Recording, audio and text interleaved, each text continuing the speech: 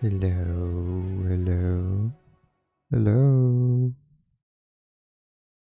hello, Alex, hello, me, and hello, anyone that might be listening in. Yeah, no, as I said, I haven't managed to figure out why my OBS decides to be like, let me just use all the resources when you play Baldur's Gate. Either it's Baldur's Gate's fault or it's OBS's fault, but since I can run Baldur's Gate like pretty much fine, maybe it's both of their fault. I don't know. It's certainly frustrating. But maybe I'll figure it out. And if not, I'll have to figure something out.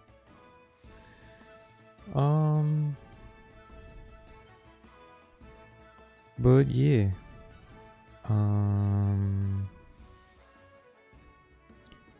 For now, we will be playing Vampire the Masquerade Reckoning of New York. And because I don't know if I have anything to say, I will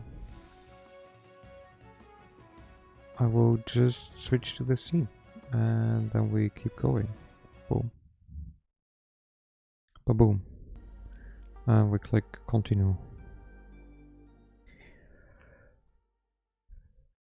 Night 2. Well, this is the end of night 2, so I don't really feel it counts as night 2 anymore, but do you wish to end the night? Yes.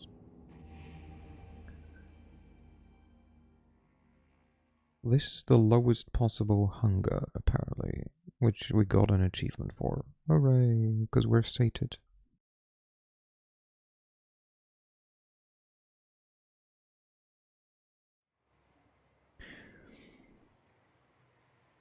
It's painfully obvious. Pedrick never believed I'd actually turn up for the meeting.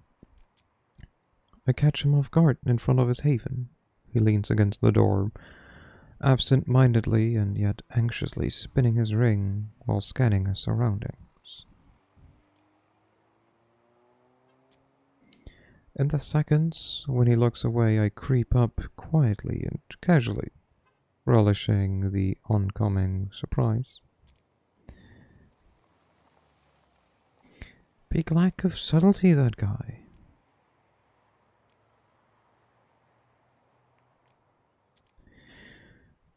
Can you be mean? Sure. Depends on how mean and in what context. Speak German for 5 minutes. God damn it.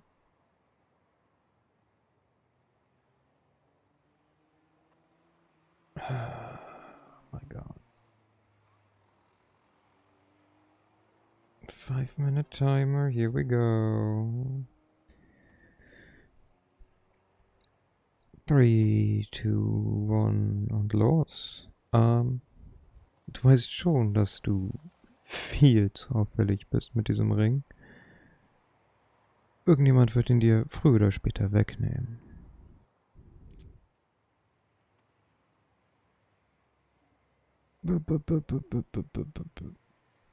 Sein Kopf schnappt herum, dreht sich herum. Und für einen kurzen Moment steht ihm die Überraschung und die Erleichterung ins Gesicht geschrieben, bevor er sie mit einem ironischen Lächeln überdeckt. Und diese Person wirst du sein, nehme ich an. Ich werfe meine Hände verteidigend in die Luft. Hey, wenn ich dein Glitzerzeug haben wollte, wären deine Finger blank gewesen. Und das schon das schon vor 2 Nächten. Er rollt seine Augen und gleitet zurück in seine normale Indifferenz, als er in sein Auto reinsteigt. Ich hüpfe direkt nach ihm rein. Punkt. Lass uns D'Angelo besuchen. Fragezeichen. Sollen wir D'Angelo einen Besuch abstatten? Macht vielleicht mehr Sinn. Ja, ja, keine Zeit zu verschwenden. Nicht wahr? Korrekt. Ich? Excuse me. Ich bin mir ziemlich sicher, dass er meine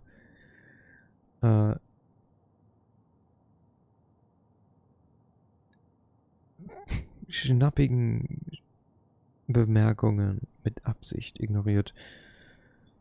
Aber die Art und Weise, wie er aufs Gaspedal drückt, gibt mir einen kleinen Schimmer von Hoffnung, dass er doch keine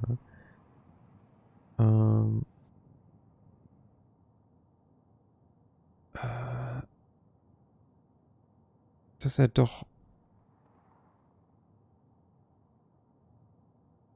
dass es doch eine verlorene Sache ist. Oder dass noch Hoffnung für ihn besteht.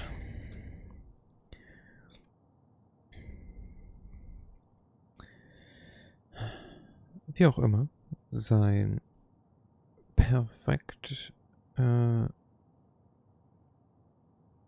nutzbares Vehikel macht einen guten Job, durch die Nachtstraßen zu fahren. Und diesmal ist es nicht mal so merkwürdig. Merkwürdig. D'Angelo, bist du da?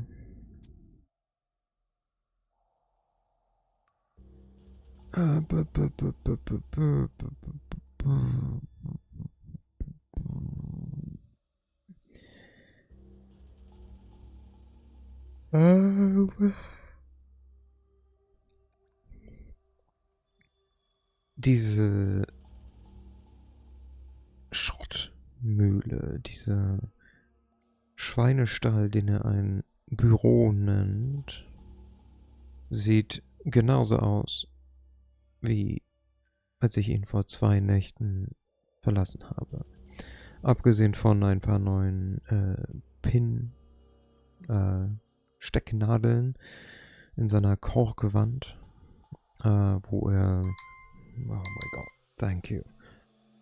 Where he charts as crazy, and a trapdoor flung wide open, probably leading down to wherever he hides out during the day. It's so difficult. Like, I know all the words, but like, vocabulary I just suck at.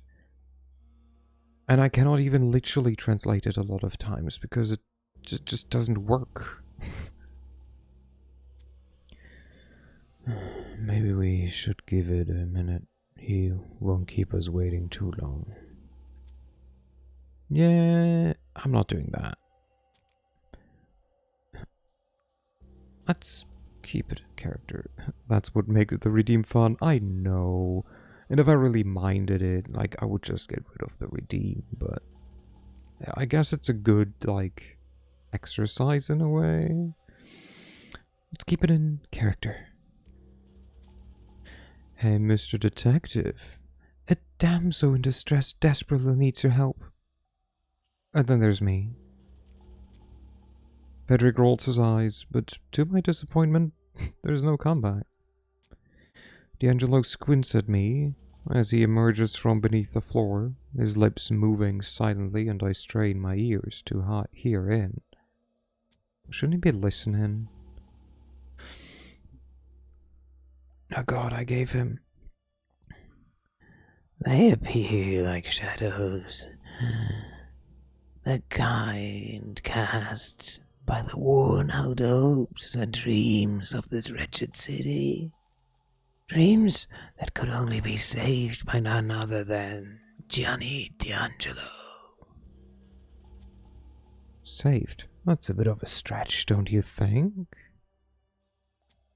He leans back over the rickety table, shaking his head as if to dislodge the noir cliches stuck in his brain. Collie, a pleasure. That's definitely not his voice, but it is now, I guess. As D'Angelo turns to Pedrick, I catch a hint of a smirk tugging at the corner of his mouth. Johnny. Pedrick, looks like you're still losing your head. Just not literally, huh? Indeed, the sheriff is yet to relieve me of my cranial burdens. But worry not, there's still time until the new year. You might yet win that little bet of ours. I probably shouldn't pry, given the fact that my own neck is on the line here, but... I mean, there's a treasure trove of a relationship to dig into here. Anyway, we came here to...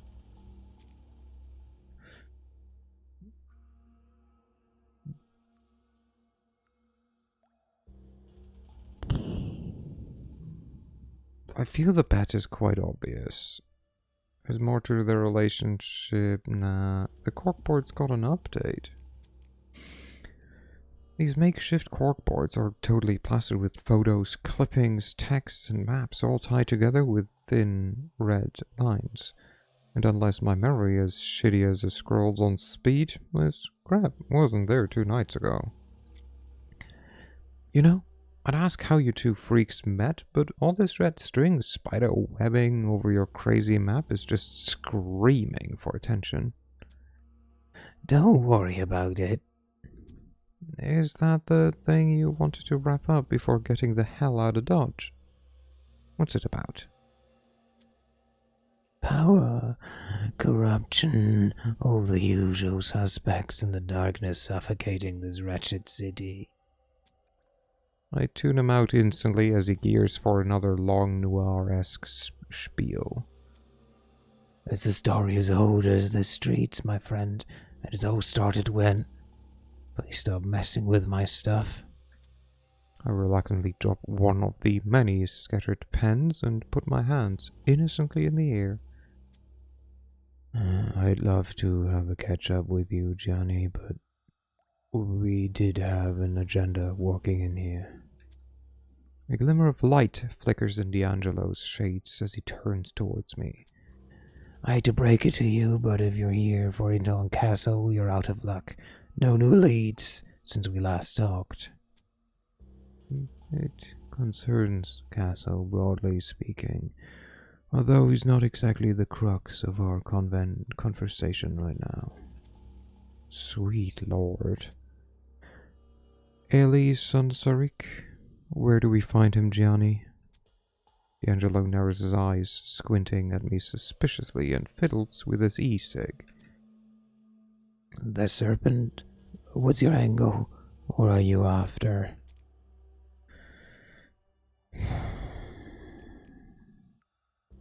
He's my ticket out of this mess. He's like the only one of Reynar's contacts that doesn't seem to fucking despise him.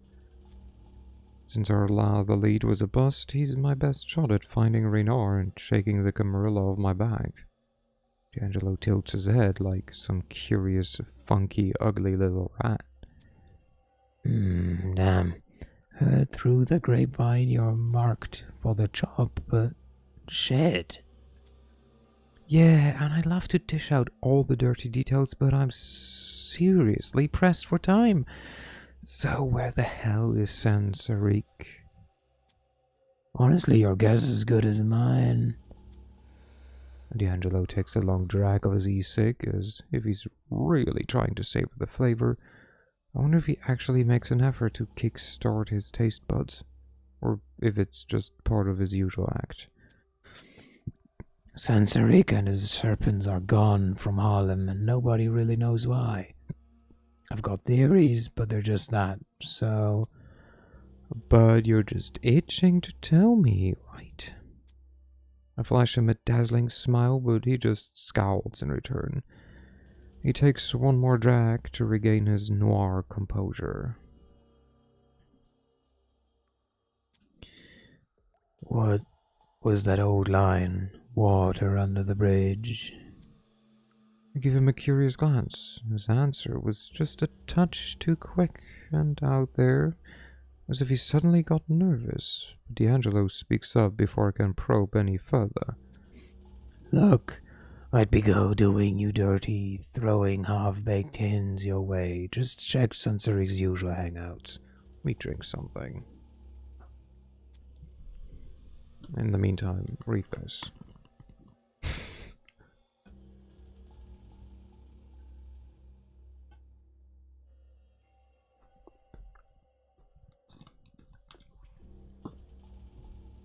St. Philip's and the vicinity of Morningside Park are your best bets. They're not far from each other. You might just dig something up there. Thank you, D'Angelo. These are solid leads. Ah, the faint whiff of sincerity in your bullshit makes it almost charming. I know they're not quite the Glengarry leads you're after, but hey, on these nights, beggars can be choosers. So, is this intel gonna cost me the usual 2 blood bags? You keep your stash, kiddo. Just clue me in on where Sansaric's hiding once you sniff him out, and we're square, right? His ugly mug suddenly goes serious. He straightens up and steps closer, eyeing both Pedrick and me intensely. Last time I warned you that shit's gonna hit the fan soon, but that's old news already. It's way worse now. You can feel it, can't you? I nod, almost instinctively, catching Pedrick doing the same. I'm bailing earlier than planned, and I strongly advise you to consider doing the same. I won't sugarcoat it. I could use a lift, and you could use some level-headed advice on the road. He looks genuinely terrified. Pedrick and I slowly exchange looks before shaking our heads. I can't. Not just yet. Things are heated, I understand, but at the moment Kali cannot leave, and I have been settled with keeping her in a way I can only describe as non-negotiable. D'Angelo sighs, slumping visibly, and waves his hand dismissively. In that case, just keep your eyes peeled for trouble, alright? Yeah. You too, pal. Until next time, D'Angelo. Hopefully under a brighter moon. Almost at the door when I hear his response, barely louder than a breath. Bright nights are all gone, only nightmares remain. I should write that down. Pedrick and I come to a stop in front of the perfectly serviceable vehicle. PSV. We should... Now, I already know the crap you're gonna dish out. No splitting up, Kali. I can't fully trust you yet, Kali. But listen, it's late as hell already, so we gotta hustle. If we both go chasing Sansaric in the same spot, all we're gonna catch is sunrise. Gotta divide and conquer. I concur.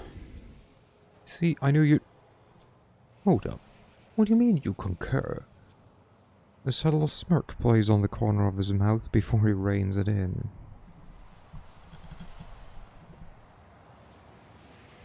I agree that we have too much ground to cover, and since you kept your word and didn't flee last time, I'm giving you the benefit of the doubt once more. Just stare at him, confused as hell, before erupting into laughter. I don't recognize you, man. Where's stick-up-the-ass Patty? Was the loose cannon they replaced him with. Patrick twitches briefly, his smile disappearing without a trace and his fingers crawling towards the ring don't slip my notice. He bounces back swiftly, though, and tucks his hands in his pockets. Let's part ways for now. Do you have a preferred destination? Ooh. Detour. Patrick driving like he's gunning for his personal best. I'm not complaining, but he's been strangely careless. I mean, this is Mr. Proper we're talking about. What could possibly go wrong? Go to the church or to the park? Let's go first to the detour. I actually love rushing things. I'm pretty slick at handling stuff on the fly. Sure, things can go off the rails, but I've usually got a quick fix up my sleeve. Shite. Shite. But when someone else is calling the shots and things go south, it absolutely drives me up the wall. Hang on, we need to stop. It's always when accidents happen and mistakes are made. The kind of mess I have no fix for. The kind I really can't afford right now. For the love of... So really, I'm more disappointed than surprised when suddenly there's a soft bang, and Patrick's perfectly serviceable vehicle starts wobbling and swerves hard to the right, sparks flying out from under a flat tire. No shit, Sherlock. I grin at him mockingly. Not so perfectly serviceable now, is it? Outrage flashes in his eyes. It's not the car's fault someone left nails on the godforsaken street. Besides, changing tires is a trivial matter as... Yeah, so do you have a spare or what? Rick shoots me a disappointed look. Of course I have a spare. It's only sensible when... Right, of course, Mr. Perfection, thank you, or paragon of good sense. Sure, I don't know why I even asked. Right, so you do what you gotta do, and I'm gonna stretch my legs a bit. Oh, hold on, I don't think... Oh, but I do. See ya! And I'm off before he can start truly protesting. I know he won't leave his precious baby all broken down and vulnerable on the side of the road just to chase after me. Plus he knows I'm not gonna bail. There's little point to it now anyway. Now then, anything interesting to do around here?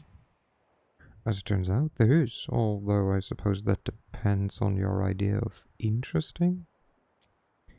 There's some guy standing in front of a small crowd, yelling and flailing his arms around. A performance. Sure, I'll bite. I creep closer to take a look. Save us all. All you've got to do is strategize, prep, and tackle our current reality with clear objectives in mind. And for that, we have to look to the sky to survive. What, is he high or something? Technology is the future, plain and simple. Humans roaming the land, that's old news, that's all in the past already, as Aaron Fletcher put it. Jesus Christ, it's one of the Fletcher sycophants. No wonder every single one of his listeners look like they're about to barf. Fletcher is not just a visionary, he's the embodiment of innovation. Where others see obstacles, he sees opportunity. Our society is starved for role models, for genuine heroes. The man's got a plan for tomorrow, for what we, as the collective, are about to face. It's hilarious how zeal is having entirely the opposite effect, given how quickly the crowd is thinning. Fucking sheeple, you'll be digging shitholes with your bare hands when he launches us, the enlightened, into a new era. Fuck yeah! Let's roll the red carpet for an era of failed projects and a spectacular lag of common sense. Who said that? Damn, Jim Bro McGee. He's not called Jim Bro Mackey, but it's called Fletcher Sycophant, so close enough. I didn't really mean to say it out loud, but I'm kinda glad I did. I cross my arms, tilt my head confidently, and look the weirdo straight in the eye. There's almost nobody left, so I guess it must have been me. He scoffs dismissively. A female, of course. How fitting. Purple hair too. Daddy didn't love you enough. Straight to daddy issues, huh? You know, big guy, my old man is quite generous. Could probably convince him to give you a hearty embrace. This whole thing you've got going on here, it's practically screaming for a big old chunk of Papa's attention. The words escape my mouth even before I manage to process them. A whisper of laughter travels through the crowd and the maniac grows red in the face. A fitting color, I'd say. Listen here, you little bitch.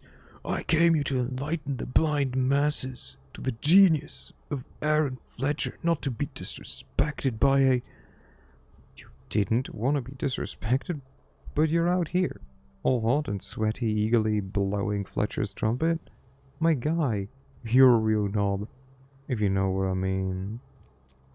Someone in the crowd howls with laughter, while the blood in Fletcher's groupie rushes to his cheeks as he wheezes with outrage, eyes and veins bulging from his face. Shut the fuck up, you bitch. Wow, how super original. What's next? I'll kill you. I'll kill you. Oh, brawn, no brains. I'll roll my eyes theatrically, and he starts to elbow his way through the laughing crowd. Look, it's been a pleasure, but I'm sorta on the clock here. I'll fucking kill you all. Asshole, someone should teach him a lesson. Eat shit. Feral whispers, yay. I take a quick look around. There's a few pigeons up in the branches of a nearby tree. Perfect. I let out a short growl, toned so low it's inaudible to mortal ears. An entire flock of birds screeches ominously and takes flight, heeding my call. Shit. The wacko freezes as the birds descend on the crowd, most of which cover their heads and run. The birds circle around and above the Fletcher groupie in a vortex of feathers, talons, and beaks, and straight up shit on his head in unison. Honestly, valid use of vampire powers. If I've ever heard of any valid uses of vampire powers, this is it. Then they just fly away while I'm doubled over, wheezing with laughter as the guy starts screaming. Mad, Moody, you witch, you fucking witch. I mime drying imaginary tears and look him straight into the eye. Oh, bitches, witches, you dickhead. I take a step forward, and he yelps like a startled child before he runs away. Oh, we got a new journal update.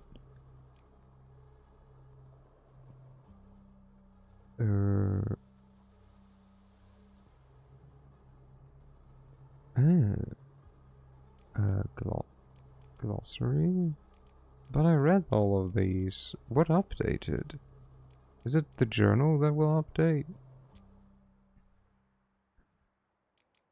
Log? Discipline. Animalism. Is it because I used this? Also, I wasn't aware that this was a thing. Well, that was a productive half hour. Wonder if Patrick's done with the tire. Should be, really, as a vampire, especially. When I finally returned to the nearly perfectly serviceable vehicle, God, it became an NPSV. Patrick is so visibly annoyed that he's on one straw away from stomping his foot. I know he's too well-mannered for that, but he crosses his arms and scowls at me. How nice of you to finally join me again. Tell him what went on. You wouldn't believe what just... It gives me a beleaguered look. Fine, no stories for you, buzzkill. Come on, let's go. Clues await, I hope. That was fun.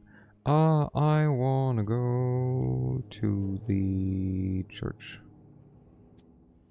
Pedrick drops me off right at the church's entrance and then hurries off to comb through Morningside Park for a trace of Sansaric. Oh, finding the church wasn't easy. Hell, nothing really is out outside the usual New York hotspot list. But once you hit the right street, you just can't miss it. It looms large, that huge rose window gnarling down at the patch of land, which in the warmer month is probably a vibrant green. Right now, though, it's just a dead white blanket of snow. I stare at the church, rubbing my hands together and thinking hard. I guess there's nothing to it. We'll just have to check this place out, brick by brick, cranny by cranny. The church is bolted up tight for the night, but when has that shit ever stopped me, right? Right. A couple of twists and some elbow grease and that crusty old padlock snaps open. I used to have this thought, not too long after the embrace, every time I went by a church or a chapel. What if I set foot inside and I get fried to a crisp with divine wrath? I'm surprised. I'm curious, because, like, in the World of Darkness universe, there's, like, ghosts. There's shapeshifters. Like, there's changelings, there's, like, mummies, there's wizards. Are there angels and devils? Like, canonically? And if yes, why is... Or is there... If not, why is there not a book for them? Like, where you play, like, Angel... The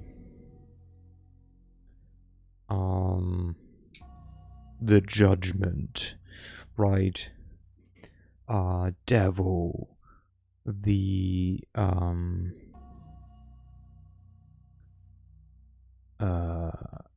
Temptation, or something like that, you know? That could be just putting it out there. White Wolf, hit me up. We can make this happen.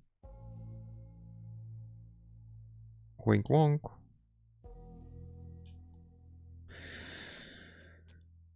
I mean, Reynard did clue me in a bit on how shit works in this twisted new world. He wasn't exactly jumping to teach me anything about the tricks of the game, but it was crystal. I feel like the power levels of those creatures would be off the... I mean, you can play a wizard who's literally, like, reality bending. So, I feel they wouldn't be that much more powerful than wizards. Just saying. Or mages, I guess, not wizards. Oh.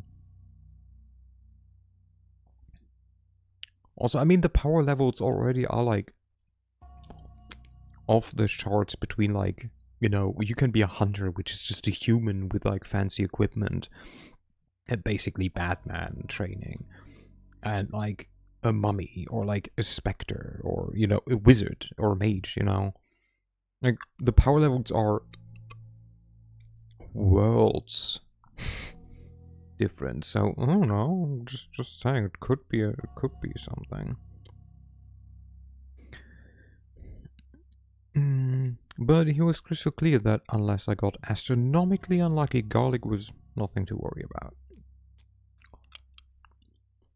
Still, it took some serious guts to step into a church for the first time, and when I finally did, I didn't burst into flames, but I did stumble upon a missionary who'd make it out of North Korea, and I actually learned a couple of things. First off, seeing a holy cross, like a consecrated one, gives me the heebie-jeebies. A bizarre quirk that's totally unique to me, I guess, since Raynar burst out laughing when I mentioned it. Second, people with that rare, deep, unshakable faith seriously freak me out. They make me feel like a terrified critter in a wildfire, doom hot on my heels. Before I got embraced, I never really picked a lane about this kind of stuff. Guess being undead decided it for me. So, if I'm going to meet my final death, it's gonna be in a blaze of glory doing something awesome, reckless, and highly entertaining. Not because I got singed by holy water. There's not a soul in sight. Just a shit ton of rats. I mean, sure, there's sort of the unofficial mascot of the city, but this place is crawling with them. They are huge, fat as fuck, as if they ate like kings. Probably did. I have to step carefully, because I've already dodged a few outraged squeaks and attempts to bite my ankles. At least no crucified Jesus hanging around anywhere. Guess even he was to crash at his body's place when his pad is getting a makeover. It takes me a while to thoroughly search the premises and confirm that Sansarik is indeed elsewhere. Honestly, it's hard to tell if he was ever here at all. After a few minutes of aimless wandering, I stumble upon a notice board cluttered with scraps of paper, parish notices, holy pictures, and what looks like handwritten prayers. As a connoisseur of the weird and wonderful, only one prayer catches my eye. Its paper oddly untouched by time's passing. It's so glaringly out of place that I can't help gently pulling it off the board for a closer look. North of the havens, his grand celestial shrine, brother in the Lord, united by blood divine, island blessed by his touch, where saints and angels shine. Well, I guess that's what local publishing does to poetry. Suddenly I'm hit with a weird urge to share this find with Pedrick. This is where the DM was like, hey, maybe you should show this to your party members. Wink wonk. I wonder if he'd be puzzled by the text, or just crack a smile and start rattling on about its true meaning. Guided by that impulse, I tuck the prayer into my belt bag. Then, as on life goes, I promptly forget about it, especially when a whole swarm of rats bursts out of a crack in the wall, their incessant chittering filling the air. But what piques my interest is a trapdoor right next to the crack, its outline barely visible against the dusty flooring. Where could it lead? There's a sudden itch to get to the bottom of it, literally and figuratively. I need to find out, to explore the unknown, the perilous, the hidden. Overwhelmed by a fierce curiosity, I scramble on my hands and knees like an animal, groping around the trapdoor for any handle, lock, or leverage point I can find. Sure enough, there's a small handle, but no lock. Just a narrow slit where the trapdoor doesn't fit right. I shove my fingers into the slit and find out it's been bolted shut from the inside. The question of how someone locked it barely registers as the bitter taste of disappointment and frustration floods my mouth. Only now I notice voices drifting in from outside. They're distant, so it's tough to tell if they're a threat or just some dudes on a late-night booze cruise. But this barrier, this delayed gratification, it really pisses me off. Pied Piper was spot on, I was gonna say. Pharaoh whispers. I breathe in and out, finding comfort in this useless habit and calm the primal urge to just rip through the trapdoor. Instead, I lock eyes with a rat's, fat, huge, and with a startling intelligence in its gaze. I let my will extend to its mind, envelop and dominate it, and issue a simple command. Open the trapdoor. The rat stays still for a second, then it scurries into the crack. A minute later I hear faint scratches from the other side of the trapdoor, and the bolt comes loose with a quiet click. I lift the trapdoor on its whiny hinges and meet the rat's gaze, looking up at me expectantly. I could just tell it to scram, but it nailed the task, even under duress. So I rummage through my belt bag, take out some stale kibble, and chuck it on the ground. Good job, buddy. Here's a little something for your trouble. Rat glances at the kibble and chirps in disgust before scampering down into the darkness below the trapdoor. Well, fuck you, too. I look into the yawning darkness behind the trapdoor. Perhaps it leads to the crypts or some other intriguing underground parts of the church. Not that it really matters. The narrow passage is jam-packed with corpses. No wonder the rat snuffed at my treat. It's got a whole buffet in here. They're in various stages of decay, and they've all been gnawed on by rats. They don't look like anyone in particular, but then again, it's hard to tell with their flesh full of holes and tears. Some of them may have been bitten by a fellow kindred, with what looks like puncture wounds on their necks. These marks are well hidden, though, concealed among the countless rat bites. Even though I have the ability to turn off my sense of smell, and I absolutely choose to keep my nose shut, the sight alone is enough to make me feel nauseous as I squat down to sift through their pockets. I find next to nothing, which is hardly surprising. Leaving obvious clues would be a rookie mistake, and it's clear they were killed by someone with some job. Still, one breast pocket yields something interesting. A note in such a shaky scrawl that I have to squint to decipher it. 40 dot... Is Alex here yet? Don't move, Alex. Salo's movement is based on... Salo's vision is based on movement.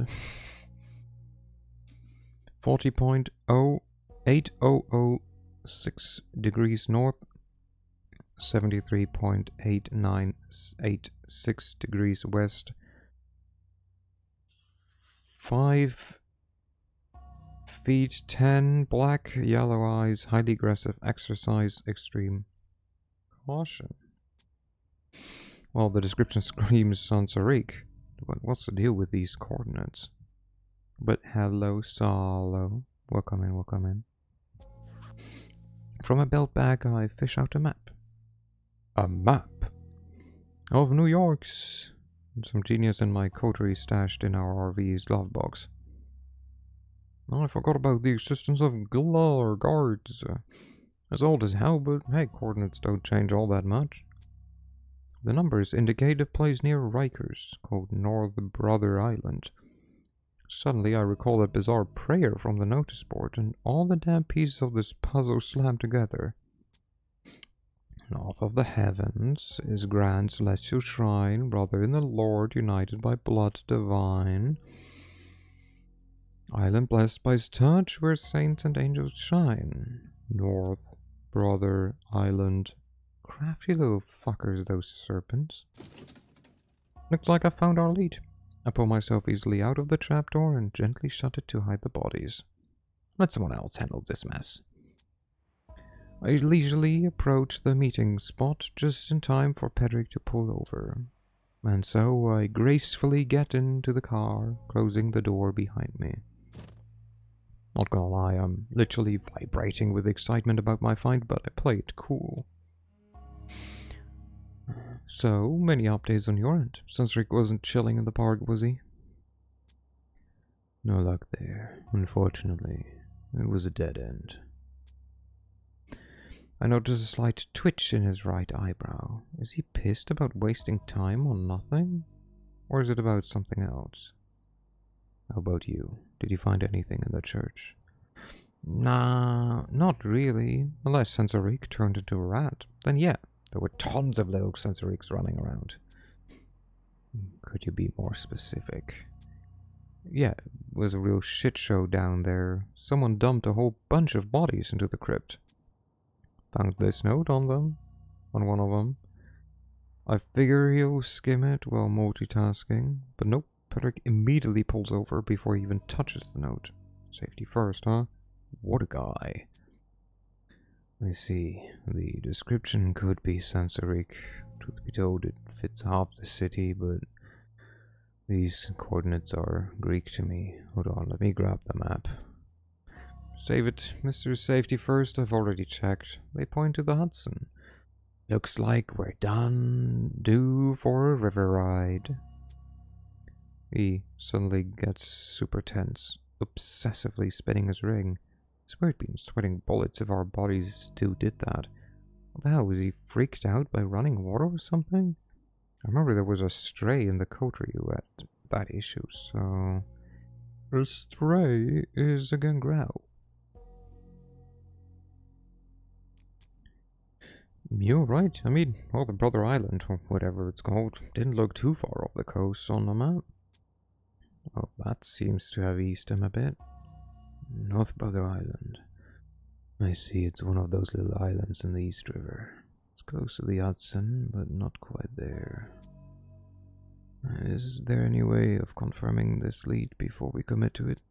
Yeah, check out this prig here. The first word of each line. He reads it and his shoulders just drop. I lean over and give him a light, reassuring pat. Chill, buddy. I'm a damn good swimmer. I could practically tow you across if it came to that. That won't be necessary, but, thanks. So, this is our best shot, I guess. Sure seems that way. Better step on it. We don't have much time before sunrise. La la la la la. Oh, brother. New journal entry. Is this here now? Brief recap on my church inquisition. Tons of rats, a questionable chapter, and a coded note that blah blah blah blah. Okay, I don't... Because literally, some people do not remember things. It might not seem like much, but with all the loose ends strewn around us, we finally snagged a solid lead. North Brother Island is not the liveliest spot, but hey, it's totally the ministry style if you ask me.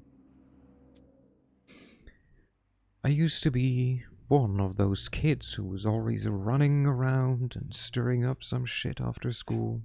Shocking, I know. One of the favorite pastimes of my gang of little rascals was exploring the ruins of the old Hill Hospital at night. Well, exploring might be a bit of a stretch. We never actually got inside, just dared each other to stare into the windows for as long as we could. Usually was the last girl standing, but let me tell you, these hours after dusk in the fall, when every whisper of the wind, every rustle of the trees was multiplied by 100, they were torture. Now, I kind of miss those days.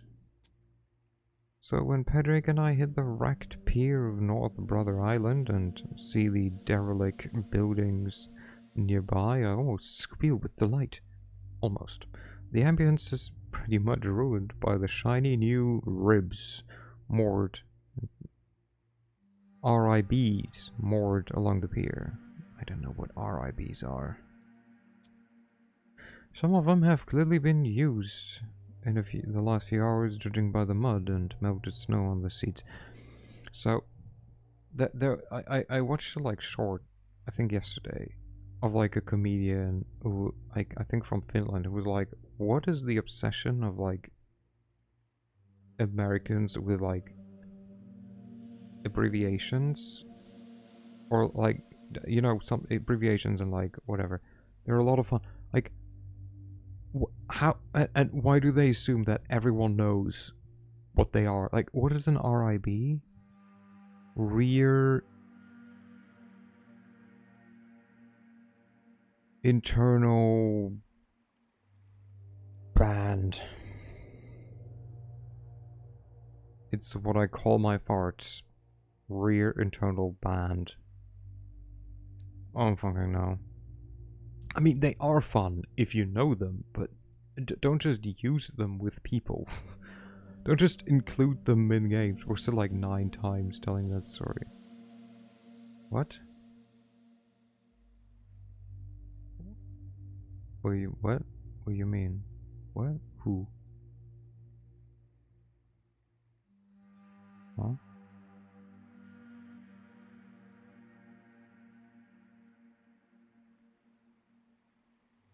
What? You use the word like as an American. Yeah. Some of them have read that. Just to make sure we're on the same page. What exactly is your connection to Sensorique? Be fairly honest, Collie. Be careful, Collie.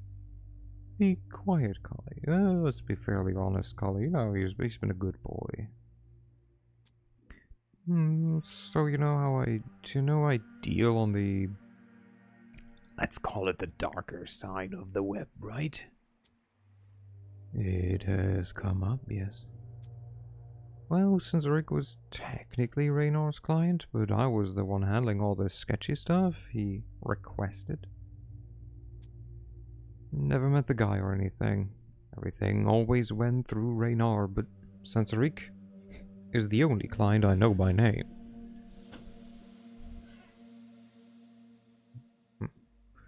Let me sit, change how I sit. There we go. I see. You mentioned before that he and Casso had a relatively good relationship. How do you plan to exploit that? I snort, half pissed that he knows me too damn well. I'm amused by that good relationship crap, since all it means is they didn't try to actively kill each other. I'm just about to break it down for him when suddenly we're cut off by gunshots. And they're getting closer.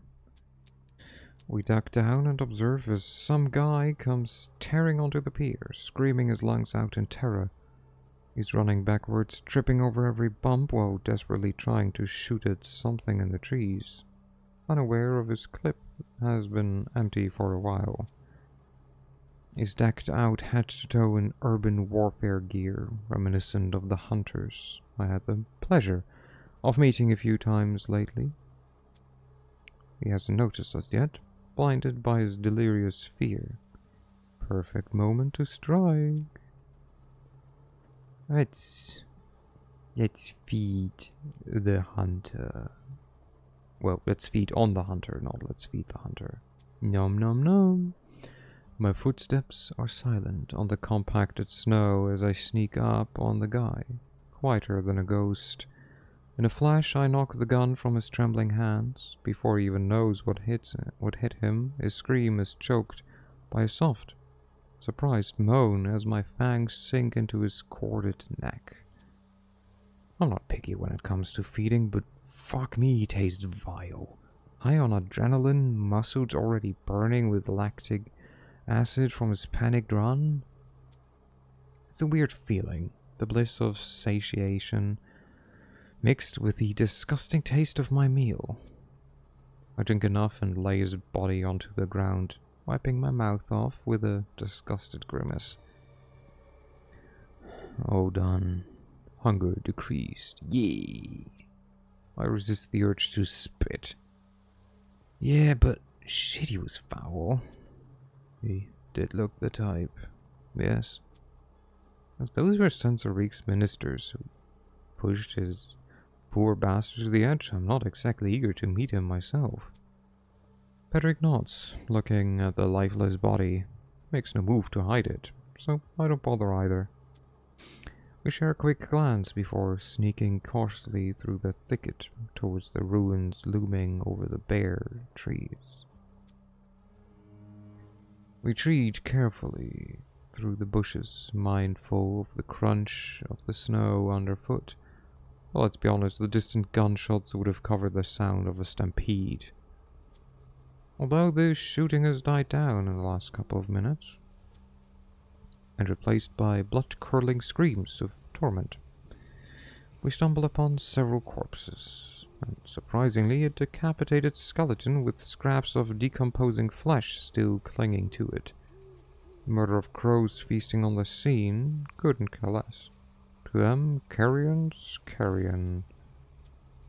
It gives us both some pause. Those fuckers. The screams are almost drowning out the gunfire now, suggesting that the ministers might be getting the upper hand. Better them than the hunters. I just hope they don't mistake us for enemies and decide we deserve a similar fate. Great fuck, Holly, you've got yourself right in the middle of a fucking war zone. The whole city feels like a battlefield these nights. It's just our luck that we arrived right in time for the hostilities here. So, what's the plan? We could try sneaking past, hoping the hunters are too busy or with the serpents to notice us, or... Look over there! There's a spot under that collapsed floor where we could hide out and wait for this to blow over. Pedrick cocks his head, pondering, absent-mindedly twirling his ring, not in a panic this time, but more like using it to focus. Huh? Finally drops his head and looks at me calmly. I say we go with whatever your daredevil instincts recommends. You sure you didn't hit your head on your way here? Positive. Well, let's score some points with Sansarique. Let's kick some ass then. Maybe that'll score us a few points with Sansarique right off the bat.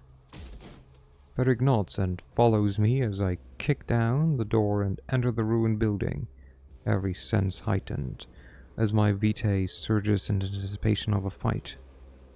The floor is a jigsaw of body parts. You could possibly piece together a few whole bodies from the mess if you were so inclined, but I left my glue gun in the RV. I walk over them carelessly, only half noticing the sickening crunch of bone under my boots.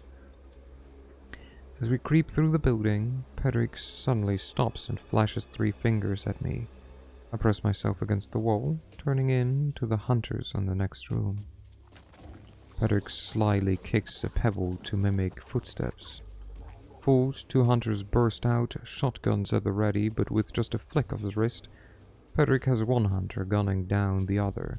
Confusion washes over the shooter's face just before I rip his throat out. The last one starts freaking out, blasting his assault rifle everywhere, trying to shoot us through the walls. I duck behind the door frame and sneak a quick glance. He's lone, terrified, and the crows cawing outside the windows are not helping him one bit. But let's be real.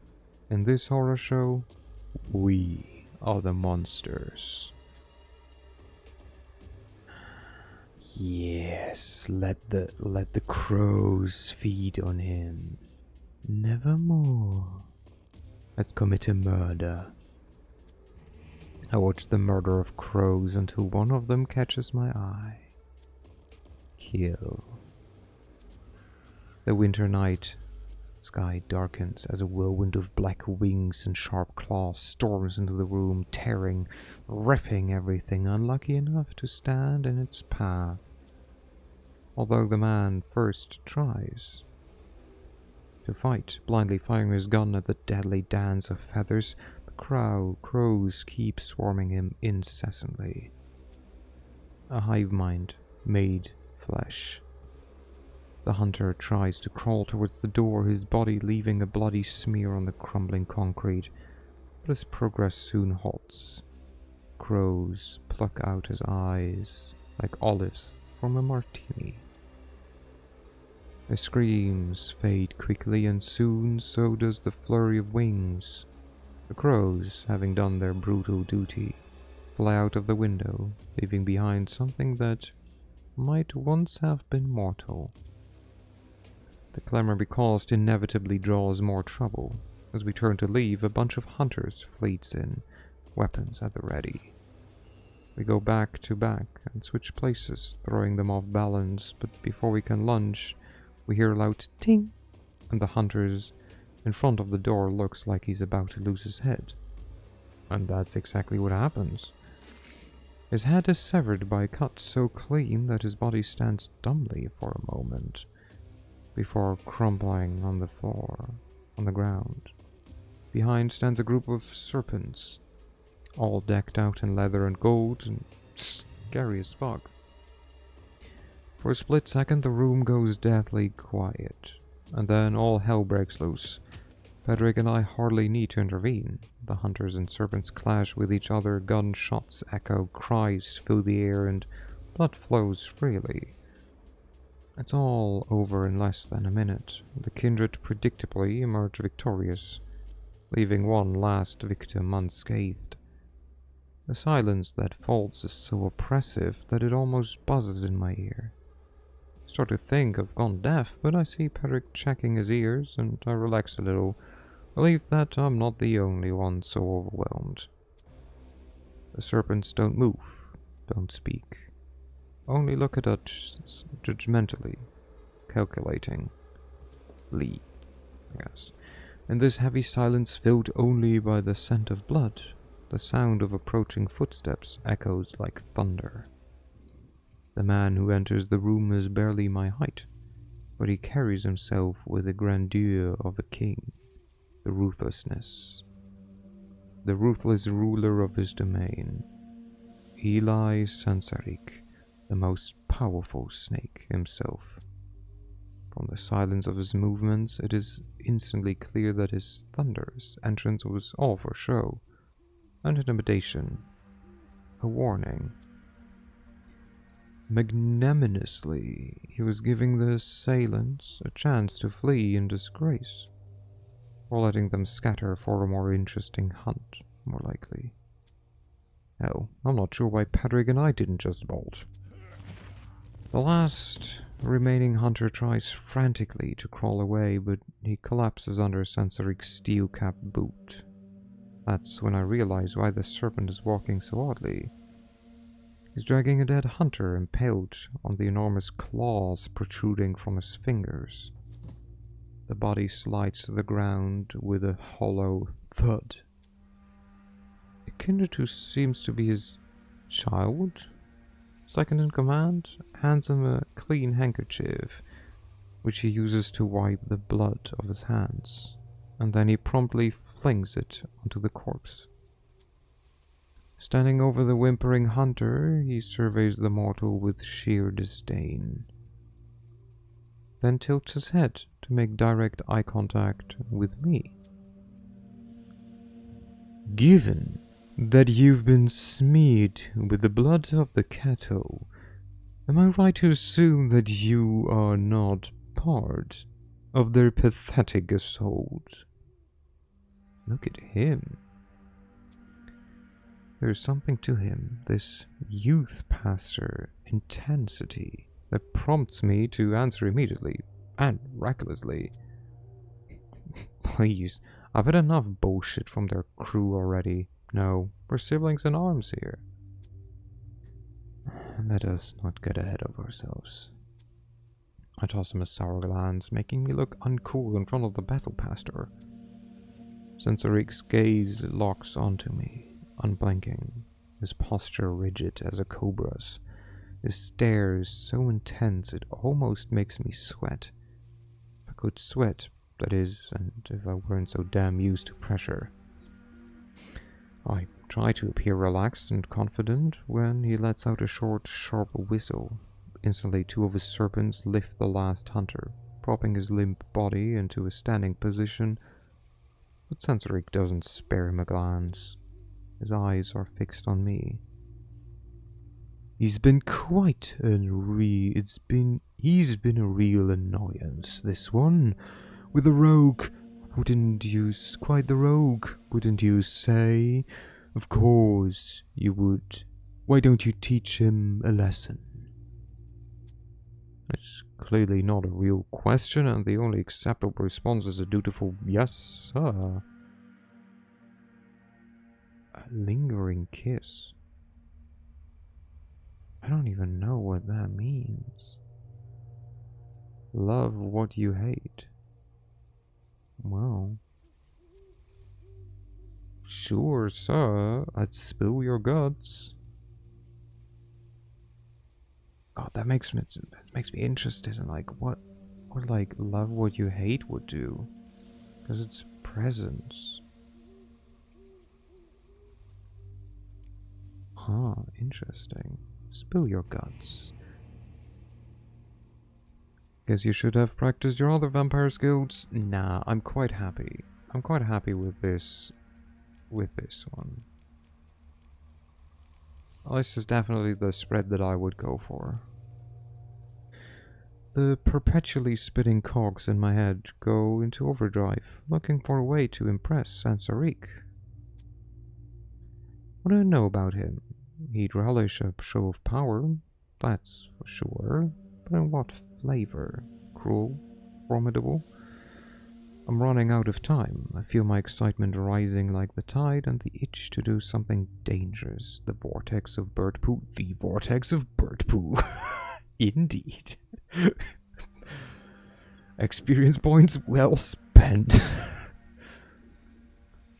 The bird poop-nado.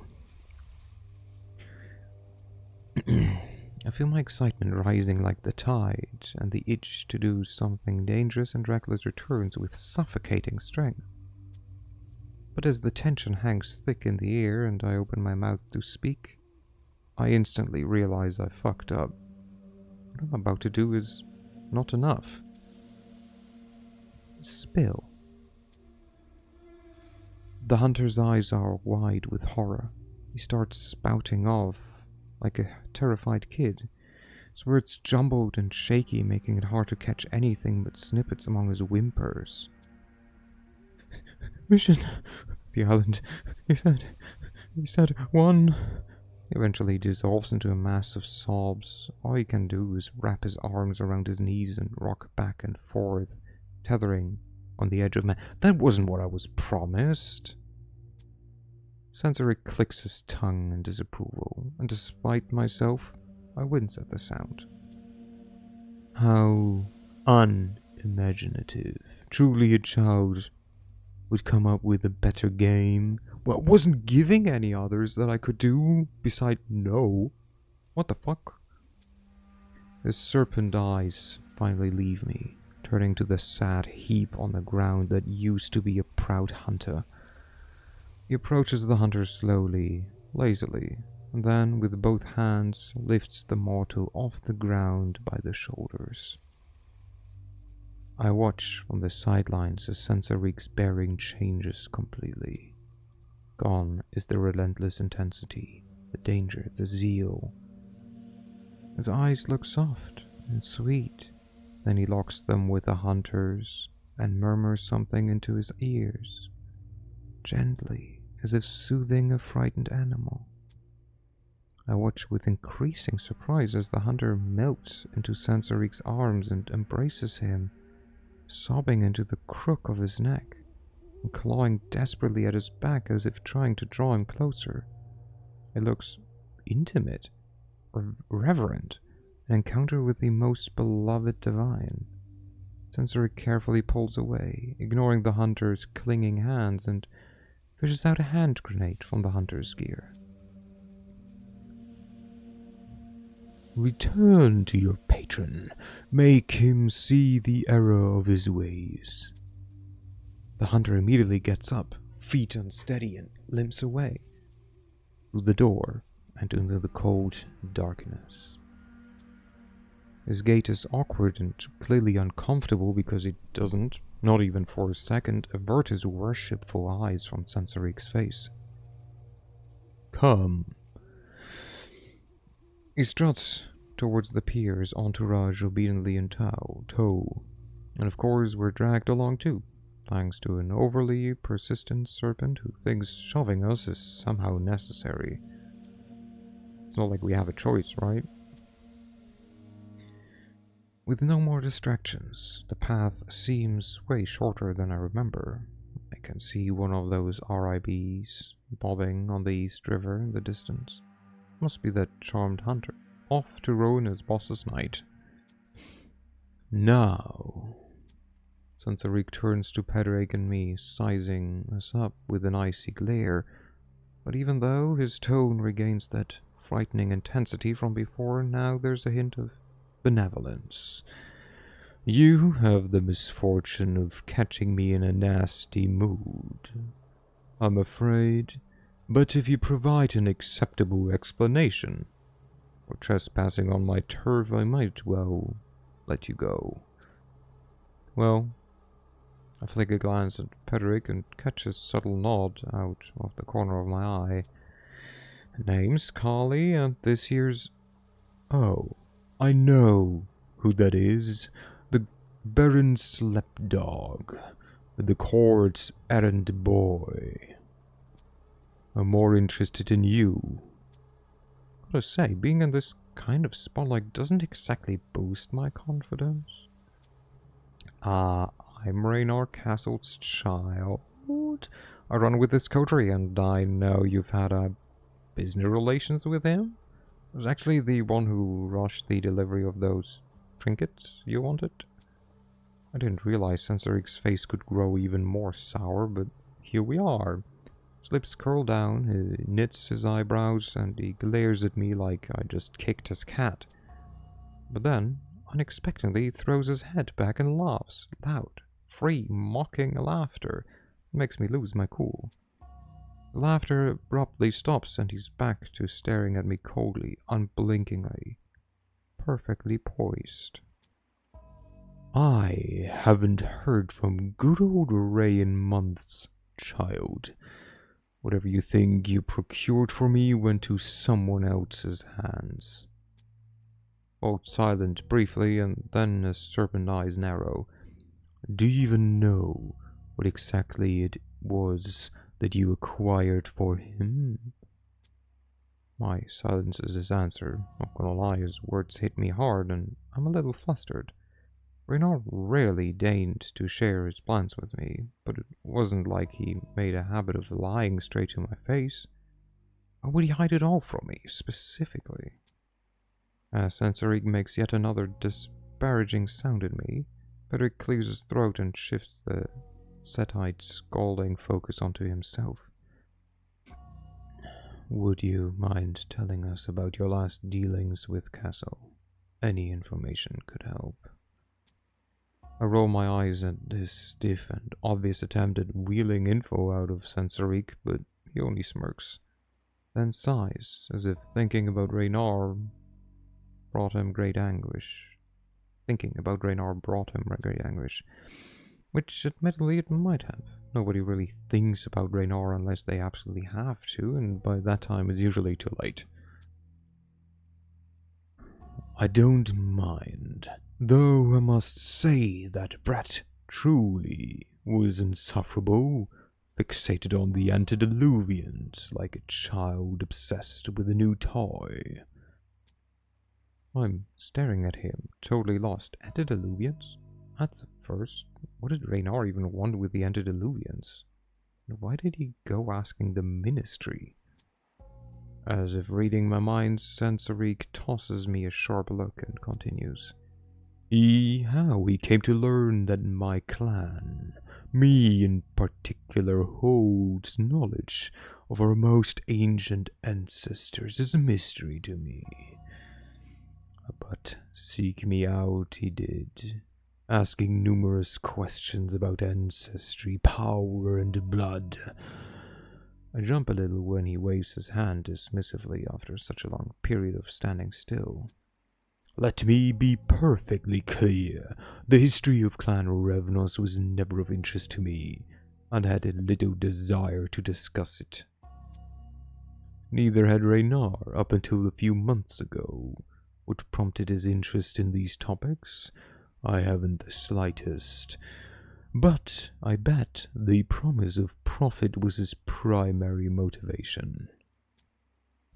What I will say, however, is that his focus on, how did you put it, business relations waned significantly. That's news to me as well. As far as I know, it was pretty much business as usual all the fucking time. For the first time in our conversation, Sensor Reek's face twists into a picture of true savagery. No more pleasantness, exasperation, or hint of courtesy, only anger, relentless and feral.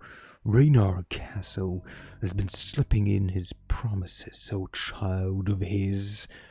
I'm done graciously waiting for reparations. I sneak a look at Pedrick and see him nod at me encouragingly. So I collect all the broken and uncertain pieces of myself and put them back together again. You can do it, Collie. Be charming, be careful, be calm. Never make promises, even those you intend to keep. I get it. Let me speak plainly. Reynard's missing. Whether he's gone for good or just laying low, I can't say. No one's been able to reach him. I think he's out there somewhere hiding, but he's off the radar. Radar. You've got your ear to the ground. Heard anything about Reynard in the last few nights? I have no interest in that brat in so much as the objects he swore to procure for me. And since now I'm aware he had no hand in obtaining them, it is high time that I move on to greener pastures. Don't you think? Especially since I know they intend to deliver. Yes? Sensoric almost seemed like he might lighten up with a wink, but no, his expression snaps back to its usual icy detachment as he leans forward slightly, his gaze as steady and chilling as a snake's. Reynard Castle meddles with powers beyond his ken. I wouldn't be surprised if this sudden uptick in hunter activity was linked to his actions one way or another. I wait, hoping he'll elaborate on his strange and frankly insulting connection he's implying, but it seems he considered our discussion done. He straightens up and signals to his second-in-command, who quickly moves in to receive his whispered instructions. There's no way this can be all we take away from such a critical meeting. I catch Pedrick's eyes and subtly move closer to him, ensuring our next words are shielded from any serpent ears. What's our next move? Sensoric's clueless about Reynard too. Your sire's messing with my dangerous shit. Great, tell me something I don't know. What now? He hesitates briefly. Does it bother you that... Will I get personal Earth art for Christmas? Christmas is a bit rough. I can show you the current, like how it currently looks.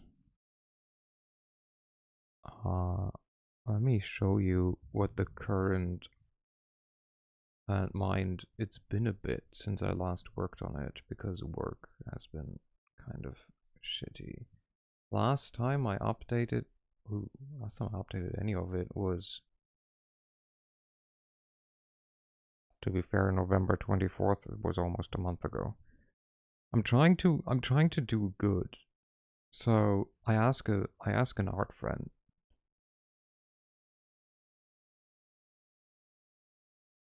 So I was so I broke it down to I broke it down to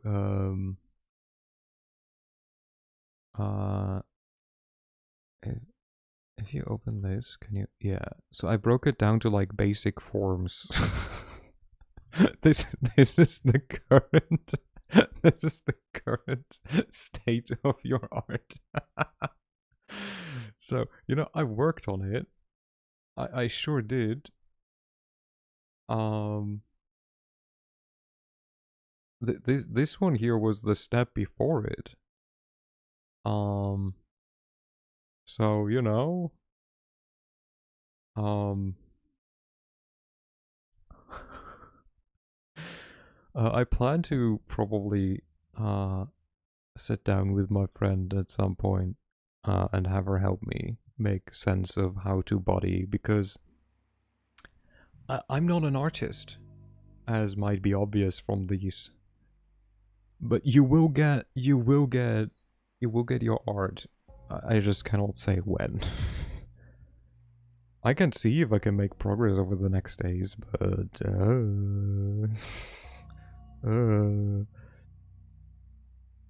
does it bother you that Casso has been undermining you and reneging on commitments that involve your work? I mean, yeah. What do you think? Of course it bothers me. What do you think? We're supposed to screw other people over, not me. I see. Shall we take our farewells then? Hold up. There's one more thing I need to ask. I back away from our little huddle and cough to grab Sensoric's attention. He acknowledges me right away, but he takes a sweet time wrapping up his chat before shooting me an impatient look. Just one more thing before we scram. The circulatory system seems to have a hit list, and Raynor's sitting at the top. Any clue what's that about? Sensoric's eyes narrow in anger and contempt. Well, color me astonished. He was blabbering on and on about his latest illustrious benefactor, who could help him circumvent the ret market. He makes such a sour face that if we were still mortals, I'm sure he'd be spitting in disgust. Seems like he ended up on the bad side of that slumbering bitch on the Hudson. Frankly, good riddance with that. I'm utterly lost here. And who do you mean exactly? My attention remains fixed on Sensoric, but I can't ignore the abrupt, frantic motion of Patrick violently spinning his damned ring. Sensoric gnashes his teeth, and a low, seething murmur ripples through his followers. That Timothy bitch, Vritra, or whatever the fuck her name is. You don't know her, then count your blessings, child. What's her deal? Her deal is that she waltzes in like she owns the place and steals what's been rightfully ours for decades. His eyes blaze with a pure yellow light, fangs elongating as his jaw loosens in a furious scream. I swear I catch a glimpse of a forked tongue flickering back into his mouth. Hey, long time. Hello, Jim. Hello. But yeah, Alex, I don't know if you're happy with the current update. Sorry, it's been taking a while. I'm really bad with people art. I swear I catch a glimpse of a forked tongue flickering back into his mouth as he calms down, regaining his usual captivating appearance. Oh wow, the PNGs look a bit weird. They're like trying to break down the concept of the pose and such for the character I'm supposed to draw for Alex, but I'm really not an artist. So, I try. How you been, Jim? Hope you're doing well. Hope the holidays are treating you well. I add two and two together and realize this Vritra must have been the one who ousted the serpents from their turf in Harlem. Pretty good, thank you. That's good to hear. I shoot a knowing glance at Pedrick, but he's too fixated on that damn ring of his.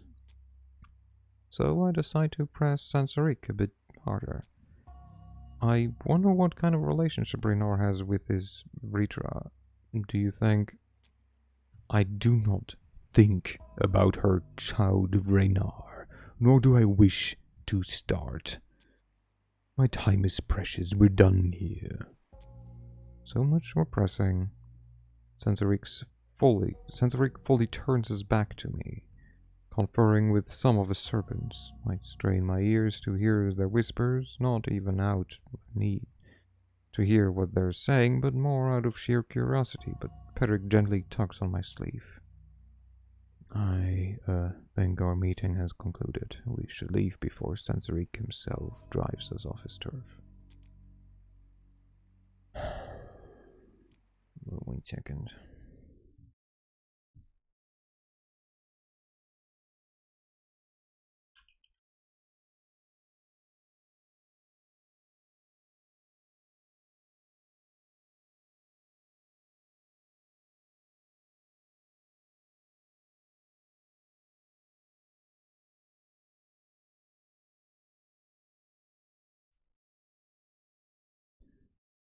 Beep, beep.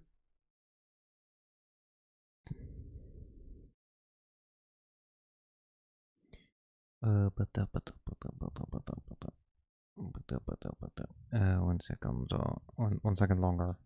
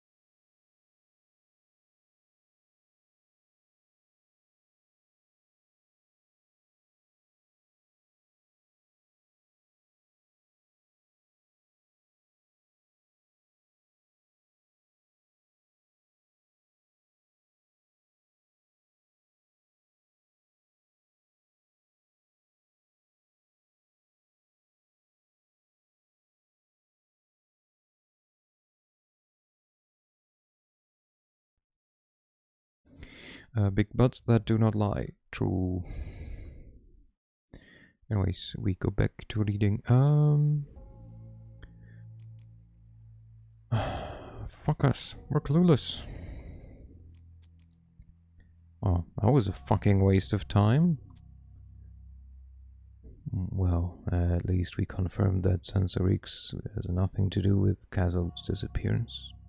Let's discuss strategy once we're gone from his place.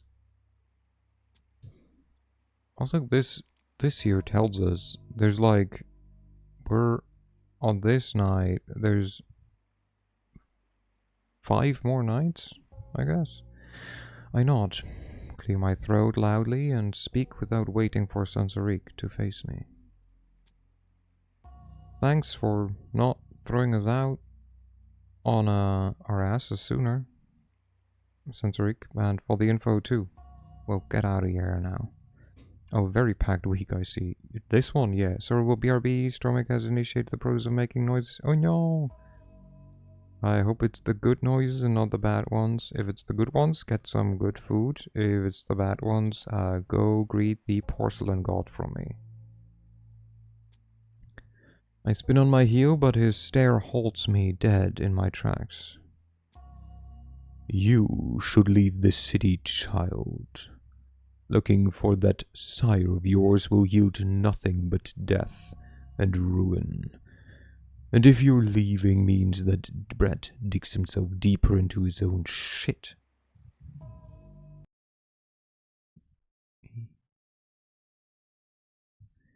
Nyeh. He gives me a smirk. The first one yet. Then I might be willing to lend a hand. I'm ready to snap at him, scream in his face that I don't need his damn pity. But then it hits me like a freight train. He's not offering help out of sympathy. It'd get off on watching Raynor suffer, no doubt about it. But then his offer... sort of like this weird mix of prickly-ass kindness, something you hardly ever see in our kindred world. And it's that fucked up kindness alone that keeps my mouth shut. So instead I give a silent nod and hook arms with Pedrick as we dip out of the decrepit building into the frigid dead of night. Yay! Well, connecting the dots, I guess. Reynard's exploits have me even more on edge than the carnage that happened at the island. I need to figure out my next move. Even I have heard some of the crazy legends that popped up around the Ministry over the years. I don't give a shit if they can actually control the elements, but the second we bailed from that shithole on North Barther Island, a ruthless wind kicked up, shoving us right back to our boat.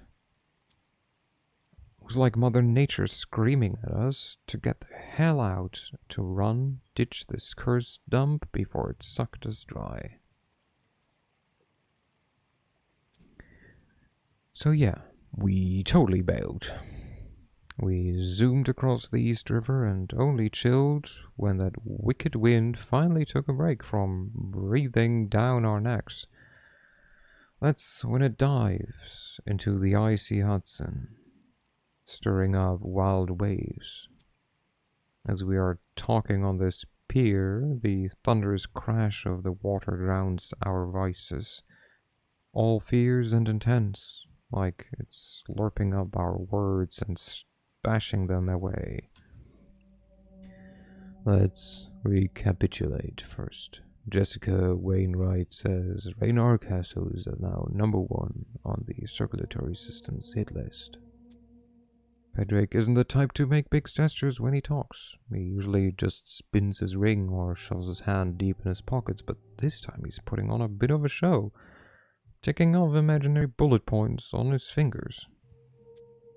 Yeah, and I'm probably going down with him if I don't stop digging. Not like I've got much of a choice, anyway. Correct. And second, Eli Sanskrit swears he hasn't talked to Raynar Castle in months, and the items?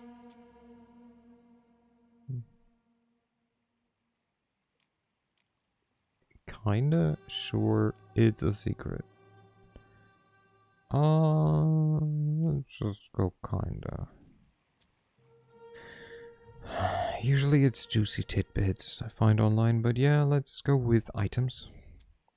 Right. The items. No seduction options. So kind of. We have presence, but because I was only able to increase 2, I went with animalism and obfuscate. We're a Ravenos, by the way. So we kind of, left out our presence. Right, the items you arranged for Sanskrit. Sansarik through Kazo haven't shown up yet. Kazo has also Ravnos. Yeah, we're a Ravnos. And he's a who were those? The daredevils, the ones who almost died out because their antediluvian woke up, got attacked by everyone, and he sent out a psychic shockwave, which drove all of them or most of them into a frenzy. Yeah,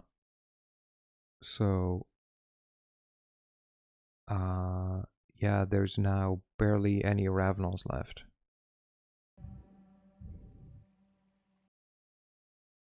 Just making sure. I just saw I had some messages. That does ring a bell.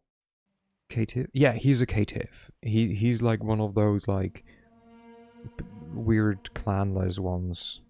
And he gets the shit for it all the time. But yeah, we're like the, like, formerly referred to as gypsy, like, vampires, but they had to stray away from that because, well, calling someone a gypsy isn't nice, so now they're just like wayfarers. Revnos.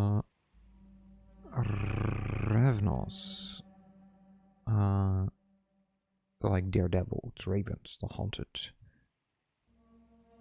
They cannot sleep in the same place for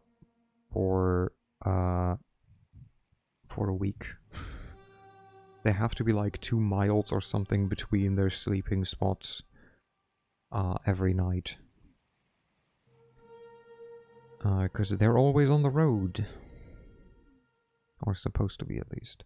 My lord, my pheasant, Rich, it is an honor to have you in our midst.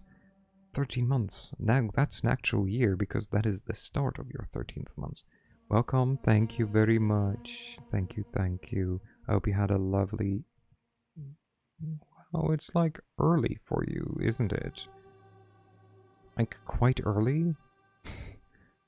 Anyways, good morning. Or good night still. Depending on if you had slept yet or not. But you're welcome and hello and thank you.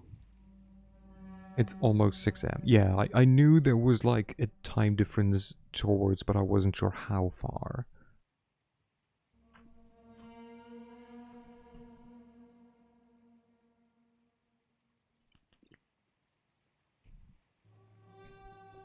You gonna celebrate... Are you celebrating Christmas, or is it more just like any other day, basically? So, like, is the next week gonna be, like, any special, or is it just gonna be, like, everyone's gonna celebrate, and you'll just be like, no, just work.